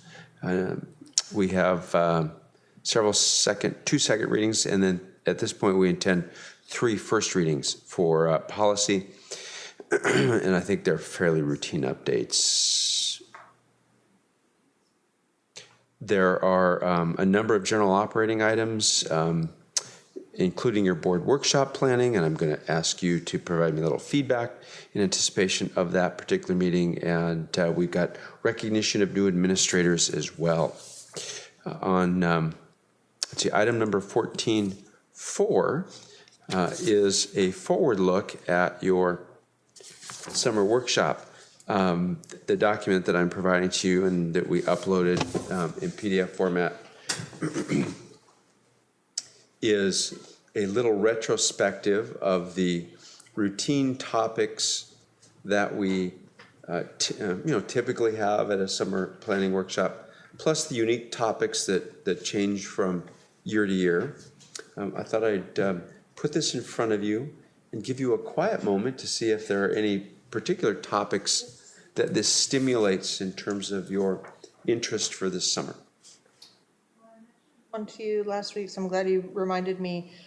Based on our last meeting about the question about PTA giving and our desires for equity and access, I think it would be good for us to really have some sort of discussion with the PTA leadership on how do we allow schools to continue to fundraise for their schools, but then also ensure equity for the districts that do not have as robust PTAs. I think, Pam, this came out of yours and Ted's and our conversation last week. I think we just need clarity, or at least I think we need a good discussion, because since it was brought up about playgrounds. But I hesitate to see our lower end schools continue, maybe because of robust PTA support, have more, while because of lower PTA support in the north end, maybe they're going with, I don't know. So I just think we need a discussion, especially as we accept such robust gifts sometimes. That's just my thought.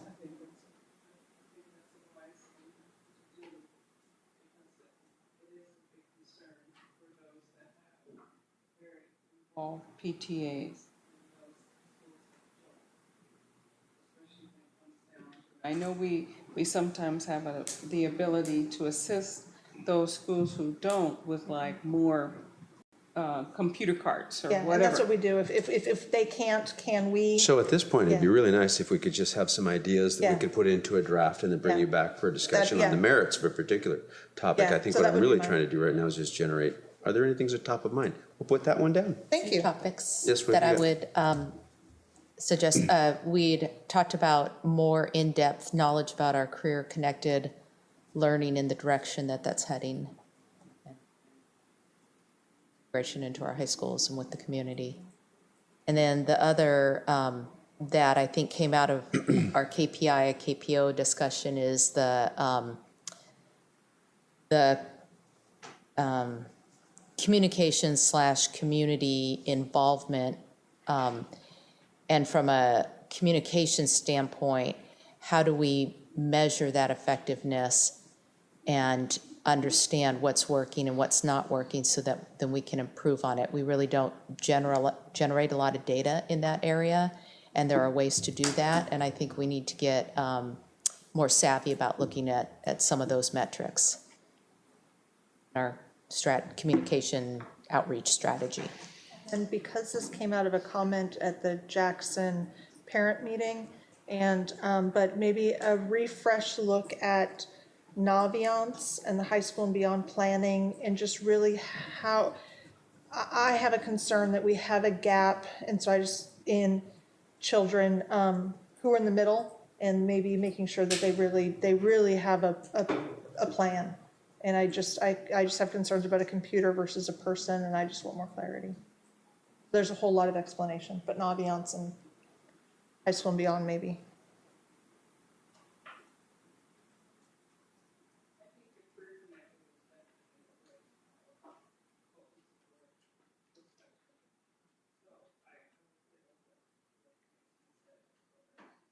For connected learning.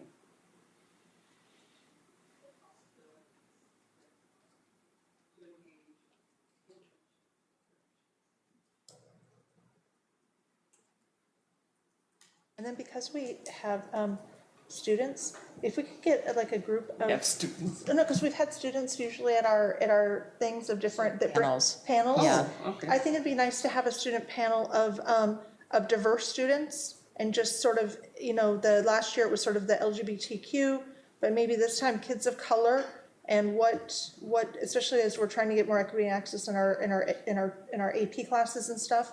Maybe that there's like the kids of color or diverse kids or something that could bring us, as me, a white person, how can I learn more about really what is their experience in the district?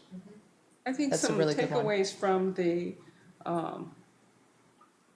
communities of color, like the Ukrainian, some of those kind of takeaways from there can be presented to us as to things that we need to consider in changing our policies.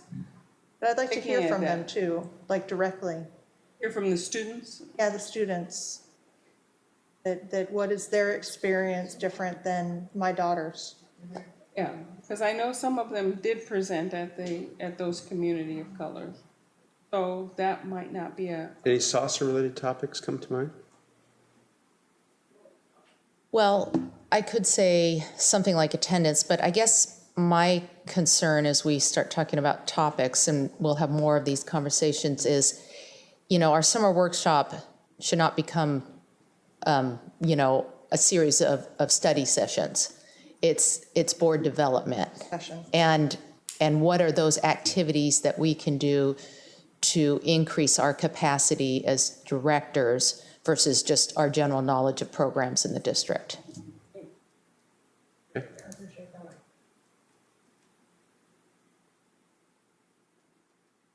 Okay, I think I've got enough. Thank you very much. When was the last time we had any kind of discussion on special ed? I don't know. I don't know. I'll I just don't. I'm just asking the question.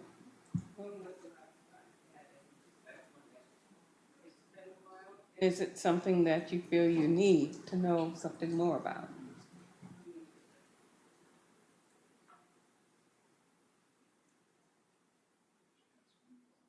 I don't have any concerns. Okay.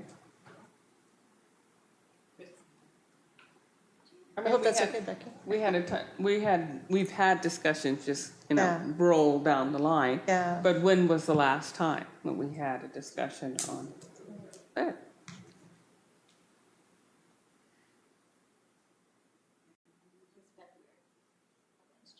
Okay? Do you have what you need? Thank you. Great. Okay, that brings us to board superintendent comments. We have an opportunity to share. And I think tonight we're going to start with, well, should we start or end with Amy? What do you think? Let's start with Druvik. Okay, so last Friday I attended a breakfast meeting with Dr. Cohn and some students from the advisory councils, such as the Capital Projects Advisory Council and Fiscal Advisory Council. And so we were just reflecting on our experiences serving on the councils throughout the year. And so overall, it was mainly positive, but some things that did come up and were suggested were adding in a more comprehensive orientation process so that the students understand the context of the work that they're doing when they go into the first meeting. And also setting goal setting both for specific meetings and year-long or multi-year, depending on the different situations. And the last thing was adding a reflection portion to the process for all members of the council so that they're able to improve their understanding of not just the specific things they're talking about in the councils, but how to improve that process as a whole for that. Right. All really good points, by the way. Once again, another example of listening to the students. Learning. Director Lassane? Yes, I do want to mention that I had the opportunity of attending the governor's summit here, the governor's summit on career-connected learning, and I thought it was a very valuable opportunity for me to sit there and hear what is available in other districts and what they have done with CTE opportunities and what's available in our own district, in a sense, partnering with businesses and workforce development centers and things along those lines. So I thought that was a good segue into the possibilities of internships and apprenticeships being developed within our district for our students. I plan on attending one with Workforce Development Center coming up. I believe it's next week. And so I have an opportunity to learn even more. So I'm looking forward to that. I also had the opportunity to attend the PTSA's Council Awards reception banquet, and our own Dr. Scott was presented with an outstanding award, and I do hand it to you, as well as to all the other teachers who do the hard work on the deck plates with our students out there. They're doing awesome work, and I do value their work here in the district. I would like to see if it's at all possible. I don't know if it's possible, but maybe I'm being too questioning. But if it is at all possible to find out at Cascade what the cost would be if we had to renovate those. Yes, I know. As well as, I mean, are we talking about $2 million aspect? Make it safe, make it reliable? Are we talking about $20,000 aspect? So that this way, one, the students would not only realize the cost to bring those types of greenhouses into a learning environment, how much it would be, so they can realize how much it is. Have them understand and weigh the opportunities there. I mean, are we talking about $10,000 repair job or a $2 million repair job? Do you understand what we're talking here? So that they can understand it. If at all possible. Is that possible? I don't know if that's possible.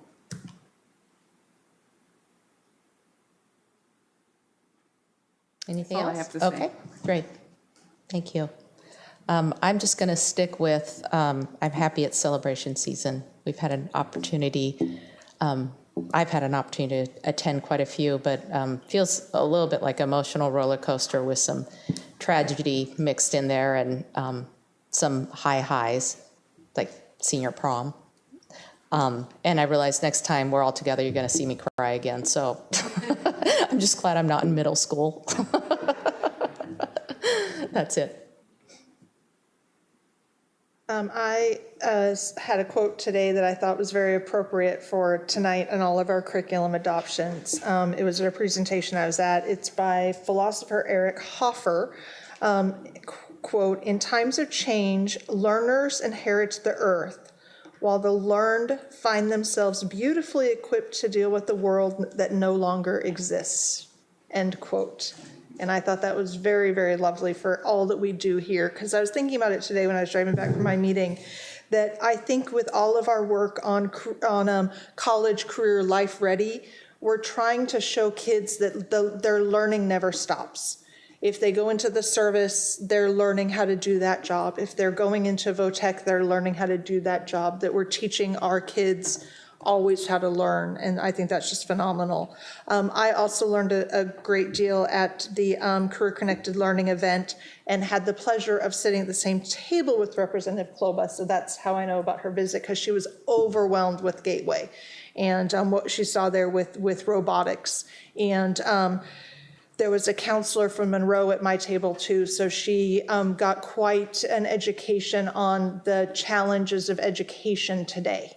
And from both of our districts, a large district and a smaller district. And she was asked a lot of very good questions, and I think gave us a lot of feedback, but overwhelmed really with what was at Gateway and how engaged the kids were.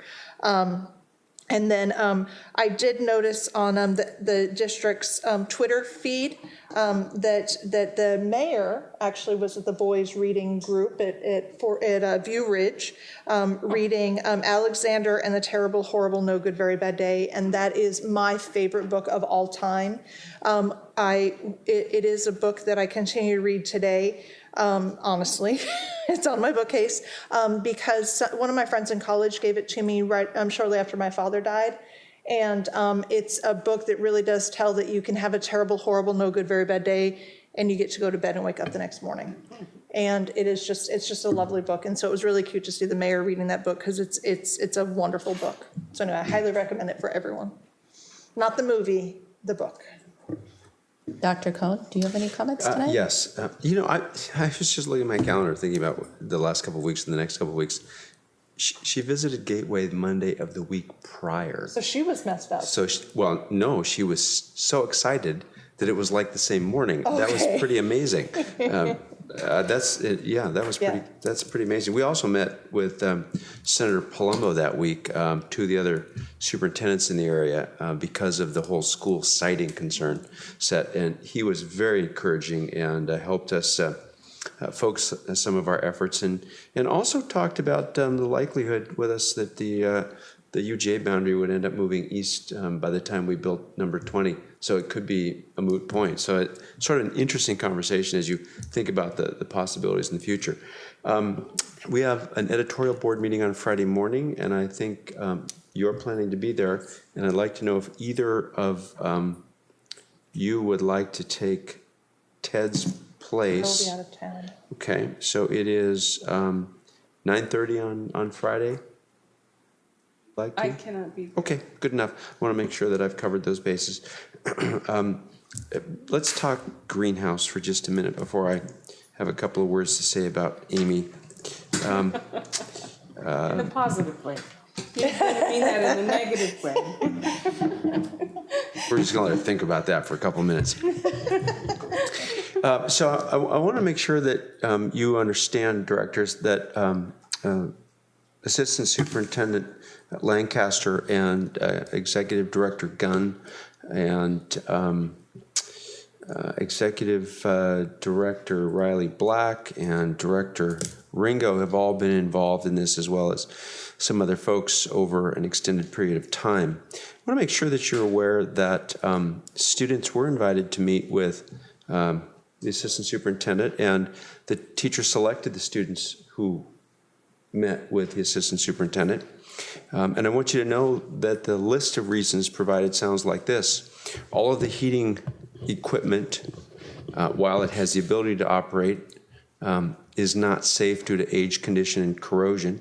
Heat exchangers are cracked and rusted out. Moving mechanical parts are exposed due to cabinetry that's been removed by non-district staff, as well as makeshift screening which does not meet the district standards. Equipment has sharp edges, large fans that are not covered in screening material. In the facility's current state, proper air circulation cannot be achieved because the air distribution ducts have been removed. The evaporative cooling wall is deteriorated past the point of use and needs replacement. The sheet metal is rusting and falling apart and has sharp edges. The sump pump tank in the ground needs to be removed and filled in. There is electrical wiring exposed. Connections were improperly terminated by somebody. Panel enclosure covers have been removed and are missing. Electrical systems do not meet code requirements for use in a wet environment. There's no provision for water removal from the facility. Improper water drainage will create a hazardous, moldy environment. Due to recent heavy rains, it's apparent that the gutters improperly drain in the west wall. And uneven ground within the facility needs to be leveled. In the small greenhouse, there are a number of electrical concerns, and the district maintenance staff is adjusting that facility.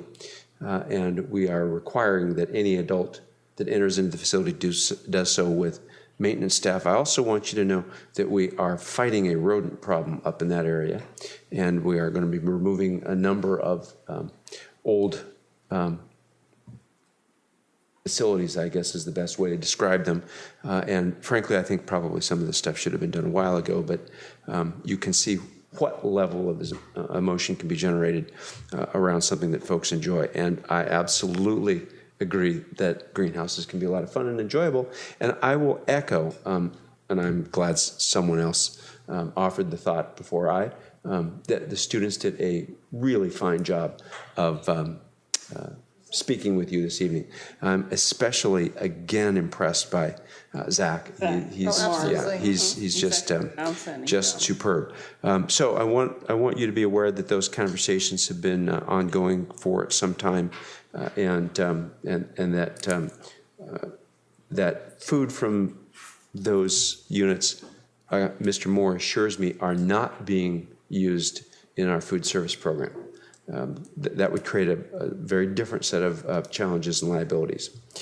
So, Amy, I just want to thank you very much for your contributions to the board in your role as a student rep. You don't get to see it because it's kind of like the forest and the trees kind of a thing. The difference in you since you first came to this table and sat with the board are really, really remarkable. It's one of the beauties of our work. We get to see young people develop over time and grow from, in this case, sophomores who get selected for a role like this to seniors who are going off to the rest of their lives in the world. And it really is a wonderful thing to experience. You won't remember, but it took a lot of prodding to coax you to say anything when you first sat with us. And your performance in Olympia this past year in particular with directors and in support of other students was both heartwarming and exemplary. You did a superb job representing points of view that nobody else could because it's your experience set. So I want to thank you for all of the work that you've done, the breakfasts that you've attended, the studying that you've done, and the contributions you've made to us. And I will say this about both of you.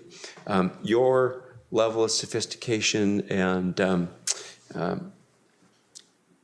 your ability to join in with the adults in conversation is so superb that I don't know if you've noticed, haven't brought the quarter jar down to the board table for most of this year. And he has 2 of them.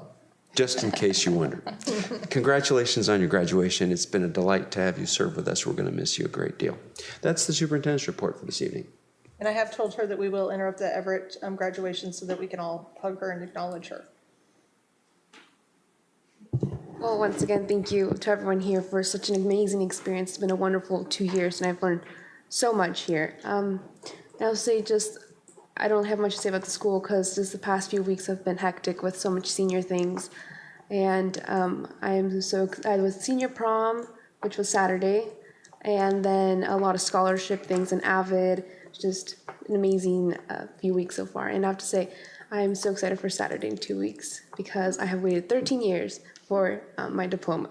So I will be very excited to see everyone there and to hug everyone there. And I'm also excited because I will be speaking at graduation. So excellent. Yes. Excellent. Thank you. Okay.